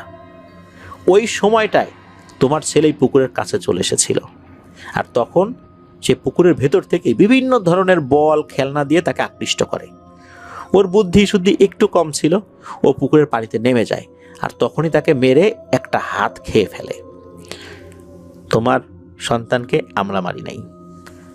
এটা যা হয়েছে তোমারও দোষ না, তোমার বাচ্চারও দোষ না, তোমার পরিবারেরও কারো দোষ না, আমাদেরও দোষ না। এটা আমাদের ভাগ্যে লেখা ছিল। তুমি তোমার সন্তান হারিয়েছ, আমি আমার সন্তান হারিয়েছি। তবে এটা নিয়ে আমি আল্লাহর কাছে কোনো আফসোস করি না, কেননা আমি আমার একটা সন্তান হারিয়েছি, কিন্তু গোত্রহীন অসংখ্য শক্তিশালী জিনেরা যারা এই তান্ত্রিককে কালো জাদুতে সহযোগিতা করত নিজেদের ইচ্ছার বিপরীতে, এরা মুক্তি পেয়ে গেছে, আর এরা আমার সাথে চলে এসেছে। এতেই আমি খুশি যে বহু জিনকে খারাপ পথ থেকে ফিরায় আনতে পারছি। আল্লাহ আমার চোখের পানি এটার মূল্যায়ন করেছেন। তা না হলে ওই সময়ে দাওয়াতে তাবলিগের কাজে বের হওয়া ওই জিনের গোত্রের সাথে আমার কেন দেখা হবে? তারাই কেন এই আতরটা আমাকে দিবে? এরা সব আল্লাহর ইচ্ছা ছিল। আল্লাহ আমার সন্তানের জীবনের ওসিলায় এতগুলো জিনকে মুক্ত করেছেন, এতেই আমি খুশি। নিশ্চয়ই আল্লাহ তাআলা আমাকে আরো সন্তানাদি দান করবেন। তোমার সাথে আর কখনোই আমার দেখা হবে না। আর এই যে দেখো ঘন্টাটা, যে ঘন্টাটা আমি তোমাকে দিয়েছিলাম, আমরা একটা জিনিস একজনকে একবারই দিতে পারি, দ্বিতীয়বার সেটা দিতে পারি না। এটা আমি নিয়ে যাচ্ছি। তোমার সাথে আর কখনোই আমার দেখা হবে না। আমাদের জন্য দোয়া করো, তোমাদের জন্য দোয়া রইল। এই বলে নাকি জিন সর্দার বিদায় নিয়েছিলেন। আর জিন সর্দার তার নাম বলে গিয়েছিলেন, তার নাম হচ্ছে সুলাইমান সিদ্দিক। এই সুলাইমান সিদ্দিক ছিলেন ওই জিনেদের সর্দার। সেখানে আরো অসংখ্য জিন এসে যুক্ত হলেন, প্রায় কয়েক হাজার জিন, যারা ওই তান্ত্রিকের কাছ থেকে মুক্তি লাভ করেছিলেন। তো এরপরে এই যে নিসারউদ্দিন, ওনার ব্যবসা বাণিজ্য যে একদম ডাউন হয়ে শেষ হয়ে গেছে, বিষয়টা এরকম না। বিভিন্ন ঘটনার ক্ষেত্রে দেখি যে এরকম জিনেদের দেয়া কোনো জিনিস হারিয়ে ফেলে সে একদম পথের ফকির হয়ে যায়, বিভিন্ন সমস্যা হয়। ওনার বেলায় ওরকমটা হয় নাই। হ্যাঁ, ওনার ব্যবসা যেভাবে ফুলে ফেপে উঠেছিল ওরকমটা না হয়ে অনেকটা কমে এসেছিল। তবে উনি যে একদম অসচ্ছল হয়ে পড়েছিলেন বিষয়টা এরকম না, আবার আগের মতো হওয়ার উপক্রম হয়েছিল। আগে তো একদম ফেরি ফেরি করে বিক্রি করতেন বিভিন্ন জায়গায়, ওই একটা জায়গায় বসেছিলেন ওইখানেই উনি বিক্রি করতেন। এভাবেই উনি ওনার সময়টা পার করেছেন। তো এটাই ছিল ঘটনা। প্রিয় লিসেনার্স, এই ঘটনার মধ্যে আমরা একটা বিষয় কিন্তু খুব ভালোভাবে উপলব্ধি করলাম। কেউ যদি হৃদয় দিয়ে আল্লাহর কাছে চোখের পানি ছেড়ে দিয়ে ভালো কিছু চায়, যার মধ্যে দুনিয়া এবং আখিরাতের কল্যাণ রয়েছে, আল্লাহ তাআলা অবশ্যই সেটা গায়েবীভাবে মদত দান করেন। যেটা আমরা দেখেছি এই সুলাইমান সিদ্দিক জিন সর্দারের বেলায়। উনি ভয়ঙ্কর একটা কাজ করতে যাচ্ছিলেন এবং আল্লাহর কাছে দোয়া করছেন, আল্লাহ আমি এই কাজটা করতে চাই না, তুমি কোনো একটা উপায় বলে দাও। আল্লাহ তাআলা তখন একটা উপায় দিয়েছেন।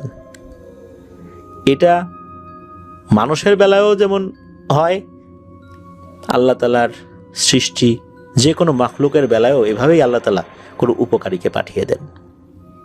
মানুষকেও পাঠাতে পারেন, যে কোনো প্রাণীকেও পাঠাতে পারেন, কোনো জিনকে পাঠাতে পারেন, ফেরেশতাকেও পাঠাতে পারেন। আল্লাহ জানেন যে আল্লাহ কিভাবে মানুষকে সহযোগিতা করবেন। ধন্যবাদ জানাচ্ছি রাহুল ইসলাম মেঘ ভাইকে দুর্দান্ত একটি ঘটনা আমাদেরকে দেওয়ার জন্য। আশা করি আপনার কাছ থেকে আরও অনেক ঘটনা এভাবেই আমরা পেতে থাকবো ইনশাল্লাহ। প্রিয় লিসেনার, চলুন চলে যাব আমাদের এবারের শনি রাতের 46তম আয়োজনের দ্বিতীয় এবং শেষ ঘটনায়। ফিরে এলাম প্রিয় লিসেনার্স আমাদের এবারের শনির রাতের 46তম আয়োজনের দ্বিতীয় এবং শেষ ঘটনায়। এখন যে ঘটনাটি আপনাদের সাথে শেয়ার করব, এই ঘটনাটি আমাদেরকে যিনি পাঠিয়েছেন উনিও একজন রেমিটেন্স যোদ্ধা ভাই। ওনার নাম সাগর ইসলাম। ওনার বাড়ি যশোর জেলার বাঘারপাড়া উপজেলায়। উনি 2023 সালে সৌদি আরবে গিয়েছেন। ঘটনাটি যখন ঘটে তখন সাল 2014 কি 15, উনি এক্সাক্ট সাল এবং তারিখ বলতে পারেননি। ঘটনাটি ওনার নিজের সাথেই ঘটেছিল। উনি সঙ্গত কারণে গ্রামের নামটি বলেননি, কেননা এটি একটি মাদ্রাসা কেন্দ্রিক ঘটনা। এই কারণেই উনি গ্রামের নামটি হাইড রাখতে চেয়েছেন। ওই সালে একটি ঘটনা ঘটে, সেই ঘটনাটি মূলত উনি আমাদেরকে পাঠিয়েছেন। তো উনি যেই মাদ্রাসায় পড়তেন ওই মাদ্রাসায় দুইজন হুজুর ছিলেন, একজন বড় হুজুর আর একজন হুজুর ছিলেন। বড় হুজুর উনি রাতের বেলা মাদ্রাসাতে থাকতেন না, ওনার বাসা কাছাকাছি ছিল। উনি ফজরের সময় আসতেন, আবার রাতের বেলা চলে যেতেন। আর মাদ্রাসায় থাকার জন্য আরেকজন হুজুর ছিলেন। উনি সব দিন থাকলেও বৃহস্পতিবার রাতের বেলা উনি বাড়িতে চলে যেতেন, শুক্রবার সন্ধ্যার দিকে উনি আবার মাদ্রাসায় ফেরত আসতেন। তো এই যে বৃহস্পতিবার রাতের বেলা অধিকাংশ স্টুডেন্টরা আবার বাড়িতে চলে যেত, কিছু কিছু স্টুডেন্ট আবার মাদ্রাসায় থাকতো।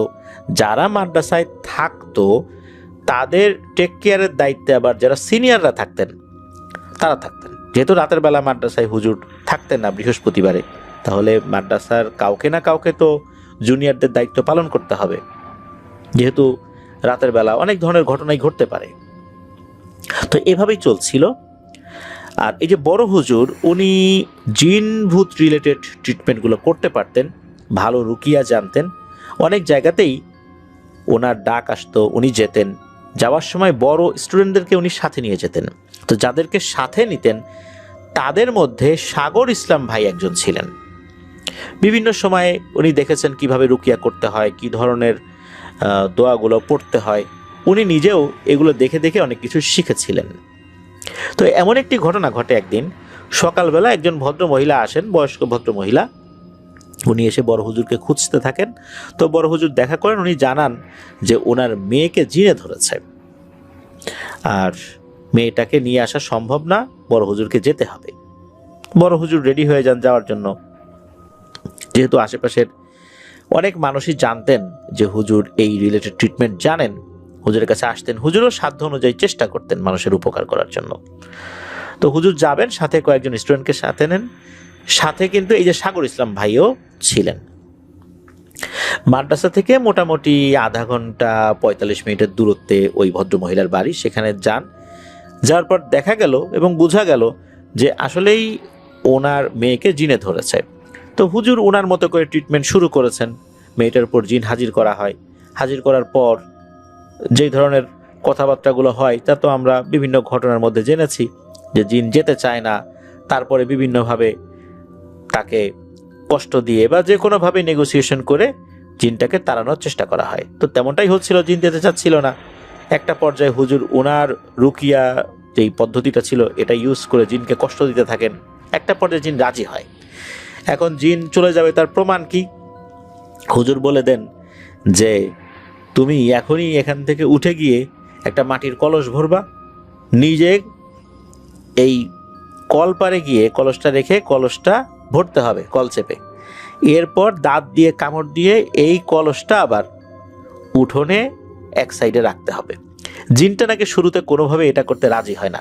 হুজুরও নাছরবান্দা, এটা না করিয়ে ওই জিনটাকে ছাড়বেনই না। একটা পর্যায়ে জিন রাজি হয়, তবে বলে, হ্যাঁ রে হুজুর, তোকে সহ তোর সাথে যে একটা চেলা নিয়ে আসছিস সবগুলোকে আমি দেখে নেব, একটাকেও আমি ছাড়বো না, এই কথা মনে রাখিস। মানে বেশ একটা প্রচ্ছন্ন হুমকি দিয়ে গেল জিনটা। এরপর জিন সেই কাজটাই করে হুজুর যেটা বলেছিলেন। তারপর মেয়েটা অজ্ঞান হয়ে পড়ে যায়। এরপর সবকিছু স্বাভাবিক, মেয়েটা একদম সুস্থ হয়ে যায়। হুজুরও উনি স্টুডেন্টদেরকে নিয়ে চলে আসেন।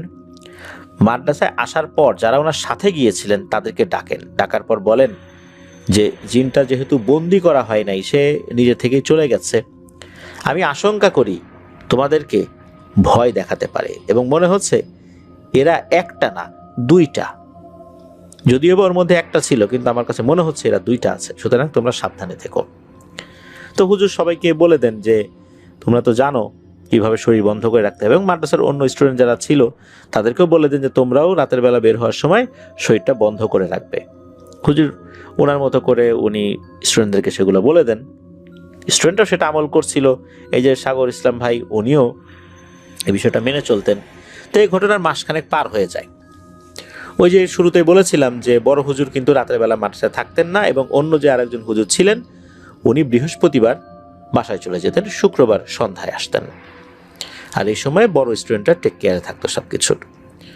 এক বৃহস্পতিবার মাদ্রাসায় কোনো হুজুর নেই, স্বাভাবিকভাবেই অন্যান্য সময় যেটা হয়, বড় স্টুডেন্টদের দায়িত্বে সবাই আছে। তো সাগর ইসলাম ভাই উনি তো লোকাল লোক ছিলেন, এলাকার সবার সাথে তার পরিচয়, যেহেতু উনি স্থানীয় লোক। আর স্থানীয় লোক হওয়ার সুবাদে মাদ্রাসায় দূর দূরান্ত থেকে যারা পড়তে এসেছিল তারাও আবার সাগর ইসলাম ভাইকে মানতেন। আর সাগর ইসলাম ভাই একটু সিনিয়র ছিলেন, তো বড়, তারপর আবার লোকাল লোক, সেই হিসাবে সবাই তাকে একটু গণ্য করতো আর কি। হইল কি, ওই বৃহস্পতিবার রাতের বেলা ওনাদের কয়েকজনের মাথায় একটা দুষ্টু বুদ্ধি খেলে যায়। সেটা হচ্ছে ওনাদের মাদ্রাসার পাশেই রয়েছে মসজিদ, আর মাদ্রাসার পাশে ঈদগাহ রয়েছে, ঈদগাহর পাশে একটা পারিবারিক কবরস্থান রয়েছে। আর মসজিদ যেটা, এই মসজিদের পাশ দিয়ে গ্রামের যে মেইন রোড আর কি, ওই মেইন রোডের পাশে একটা বিশাল বড় বাগান রয়েছে। সেখানে আম গাছ, কাঁঠাল গাছ, নারকেল গাছ, অনেক ধরনের ফলজ গাছই রয়েছে, আবার বনজ গাছও সেখানে রয়েছে। ওটা কিন্তু ওরকম ঘন জঙ্গল না, যেহেতু ফলের বাগান ওখানে রয়েছে, গাছগাছালি পরিষ্কার পরিচ্ছন্ন করা হয়, এরকম ঝোপঝাড় নাই সেখানে, সব বড় বড় গাছ আছে আর কি।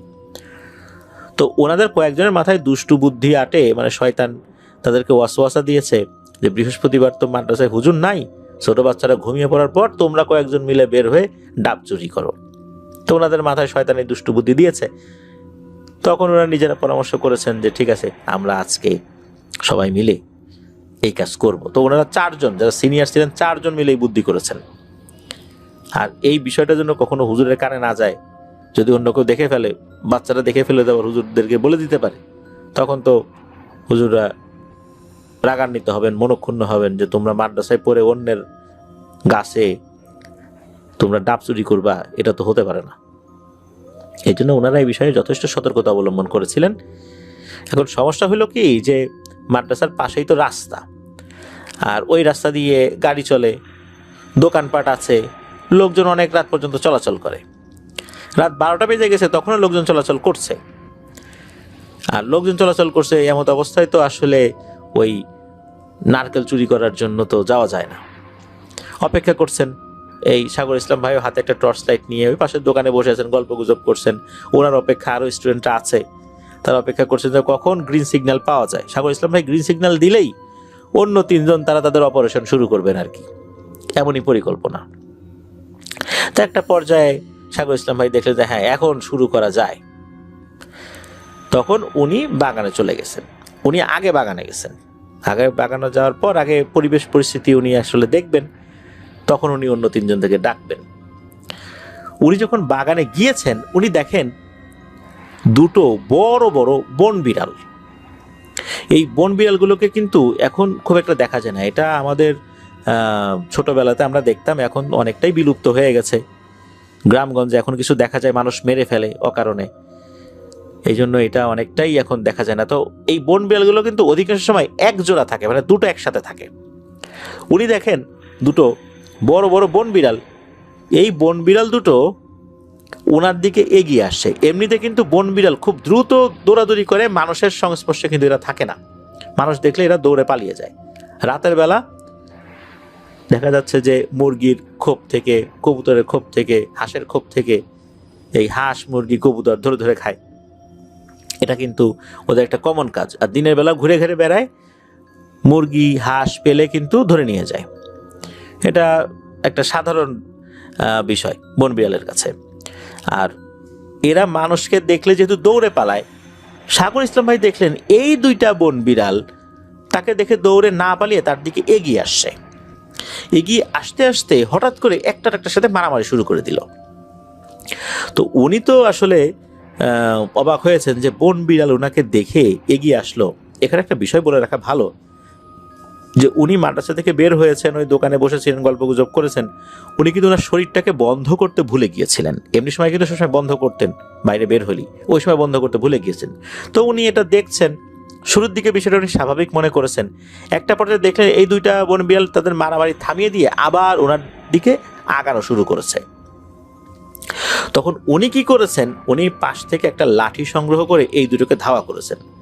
উনি দেখেন যে এই দুটো ধাওয়া খেয়ে একটু দূরে গিয়ে আবার দাঁড়িয়ে পড়ে। তো উনি আবার ধাওয়া করেন, ওরা আরেকটু দূরে গিয়ে আবার তার দিকে তাকায়। মনে হচ্ছে যে এই দুইটা তাকে আহ্বান করছে যে আয় আয় আমাদের দিকে আয়। তো উনিও আবার বুঝতে না পেরে এদের পিছনে ছুটছেন। পুরো বাগান জুড়ে এদেরকে উনি ধাওয়া করছেন, এরাও একটু যায় একটু তাকায়। এইভাবে মানে না বলে, মানে ওরা তো মুখে বলতে পারতেছে না, কিন্তু এমন একটা আচরণ করছে যে সাগর ইসলাম ভাইকে মনে হচ্ছে এরা আরো কাছে ডাকছে। সাগর ইসলাম ভাইয়েরও ব্যাপক রাগ হচ্ছে। এদিকে হয়েছে কি, ওই যে তিনজন অপেক্ষা করছিল, এরা অনেকক্ষণ অপেক্ষা করছে, কি ব্যাপার সাগর ইসলাম ভাই কিছু বলে না। তো ওরা আবার বাগানের ভিতর চলে আসে, এসে দেখে যে সাগর ইসলাম ভাই হাতে একটা টর্চ লাইট নিয়ে, লাঠি নিয়ে এই দুইটা বিড়াল ধাওয়া করতেছেন। ওনারাও কিন্তু এই দুইটা বিড়াল দেখেছে। তখন ও ভাই আপনি কি করেন, এই দুই বোন বিড়ালের পিছনে দৌড়াদৌড়ি করছেন, আসেন এদিকে আসেন। সাগর ইসলাম ভাই আসেন, আসার পরে এই তিনজনের মধ্যে তারা একজনকে বাছাই করে, যাও তুমি গাছে উঠে যাও। তো সেও গাছে উঠে গেছে। এদিকে হয় কি, সাগর ইসলাম ভাইয়ের মনে পড়ে যে আরে আমি তো শরীর বন্ধ করি নাই। তখন দ্রুত আয়াতুল কুরসি সহ আরো অন্যান্য কিছু দোয়া দুরূদ পড়ে শরীরটা বন্ধ করে নেন। এদিকে তাদের অপারেশন শেষ, ডাব নিয়ে চলে গেছেন, অন্যরা কাছ থেকে নেমে আসেন। তো ওই তিনজন আগে চলে গেছে, সাগর ইসলাম ভাই আবার একটু পাশে দেখছেন যে কেউ দেখে ফেললো কিনা, ওই একটু দেখার চেষ্টা করছিলেন। এমত অবস্থায় হঠাৎ করে দেখেন এই দুটা বিড়াল আবার কোত্থেকে যেন চলে আসছে। তবে এবার হলো একটা বিষয়, অন্যান্যবার দেখা যাচ্ছিল যে এই দুটো বিড়াল ওনাকে দেখে এগিয়ে আসছে। এবার উনি যখন ওই বিড়ালের দিকে এক পা আগান, ওই বিড়ালও কি করে এক পা পিছায়। উনি এক পা আগান, ওই বিড়াল এক পা পিছায়। উনি দুই পা আগান, ওই বিড়াল দুই পা পিছায়। আবার উনি যখন মাদ্রাসার দিকে আগানো শুরু করেন, ওই বিড়াল আবার ওনাকে ফলো করে আগাতে থাকে। উনি তখন বুঝতে পারলেন যে উনি যে শরীর বন্ধ করে নিয়েছেন, এই কারণে বিড়ালটা তার কাছে আসতে পারছে না। উনি যখন এগিয়ে যান, বিড়ালটা তখন পিছিয়ে যায়। এরপর উনি আবার বিড়াল দুটোকে ধাওয়া করেন, এরপর বিড়াল দুটো পালিয়ে যায়। এরপর উনি মাদ্রাসায় চলে আসেন। আসার পর বুঝতে পেরেছিলেন উনি কি বিশাল একটা বিপদে পড়েছিলেন। কারণ এই দুটো বিড়াল মোটেও সাধারণ কোনো বিড়াল ছিল না। কেননা বন বিড়াল কখনোই মানুষকে দেখলে এত কাছে আসতে চায় না, এরা মানুষ দেখলেই পালায়। অথচ এই দুটো বিড়াল তাকে দেখে এগিয়ে এসেছিল, তাকে আক্রমণ করতে চেয়েছিল এবং তাকে আস্তে আস্তে ওই বাগান ছেড়ে অন্য দিকে নিয়ে যেতে চাইলেও আল্লাহর অশেষ রহমতে ওই সময় উনি অন্য দিকে যান নাই। কিন্তু ওরা কিন্তু এই চেষ্টাটা করেছিল। পরবর্তীতে উনি বুঝতে পেরেছিলেন এবং জানতেও পেরেছিলেন যে এই দুটো বিড়াল হচ্ছে সেই জিনগুলো যেগুলো হুমকি দিয়েছিল। পরবর্তীতে জানতে পেরেছিলেন, আরও সতর্ক হয়ে যান উনি। তো ওনার সাথে ঘটে যাওয়া এই ঘটনাটি আমাদেরকে শেয়ার করেছেন। প্রিয় লিসেনার্স, আসলে যখন কোনো প্রাণীর স্বাভাবিক আচরণের বিপরীতে আমরা ভিন্ন কোনো আচরণ দেখব, তখনই কিন্তু বুঝে নিতে হবে এটা কি আসলেই সেই প্রাণী। যেমন কাঠবিড়ালি, মানুষ বা অন্য কোনো প্রাণী দেখলে দ্রুত গাছে উঠে পালিয়ে যায়। গভীর রাতের বেলা যদি দেখি এরকম বড় সাইজের দুটো কাঠবিড়ালি আমাদের দিকে এগিয়ে আসছে ভয় না পেয়ে, তাহলে আমাদের কিন্তু বুঝতে হবে যে এটা আসলে কি কাঠবিড়ালি নাকি অন্য কিছু। ঠিক তেমনি বন বিড়ালের বেলাও একই কথা প্রযোজ্য, কারণ এরা মানুষ থেকে দূরে থাকতে পছন্দ করে, এত কাছে কিন্তু আসতে চায় না। সেখানে এই দুটো একটা মায়াজাল সৃষ্টি করে সাগর ইসলাম ভাইকে বিপদে ফেলার চেষ্টা করলেও আল্লাহর রহমতে বেঁচে যান। তো এটাই ছিল ঘটনা। ধন্যবাদ।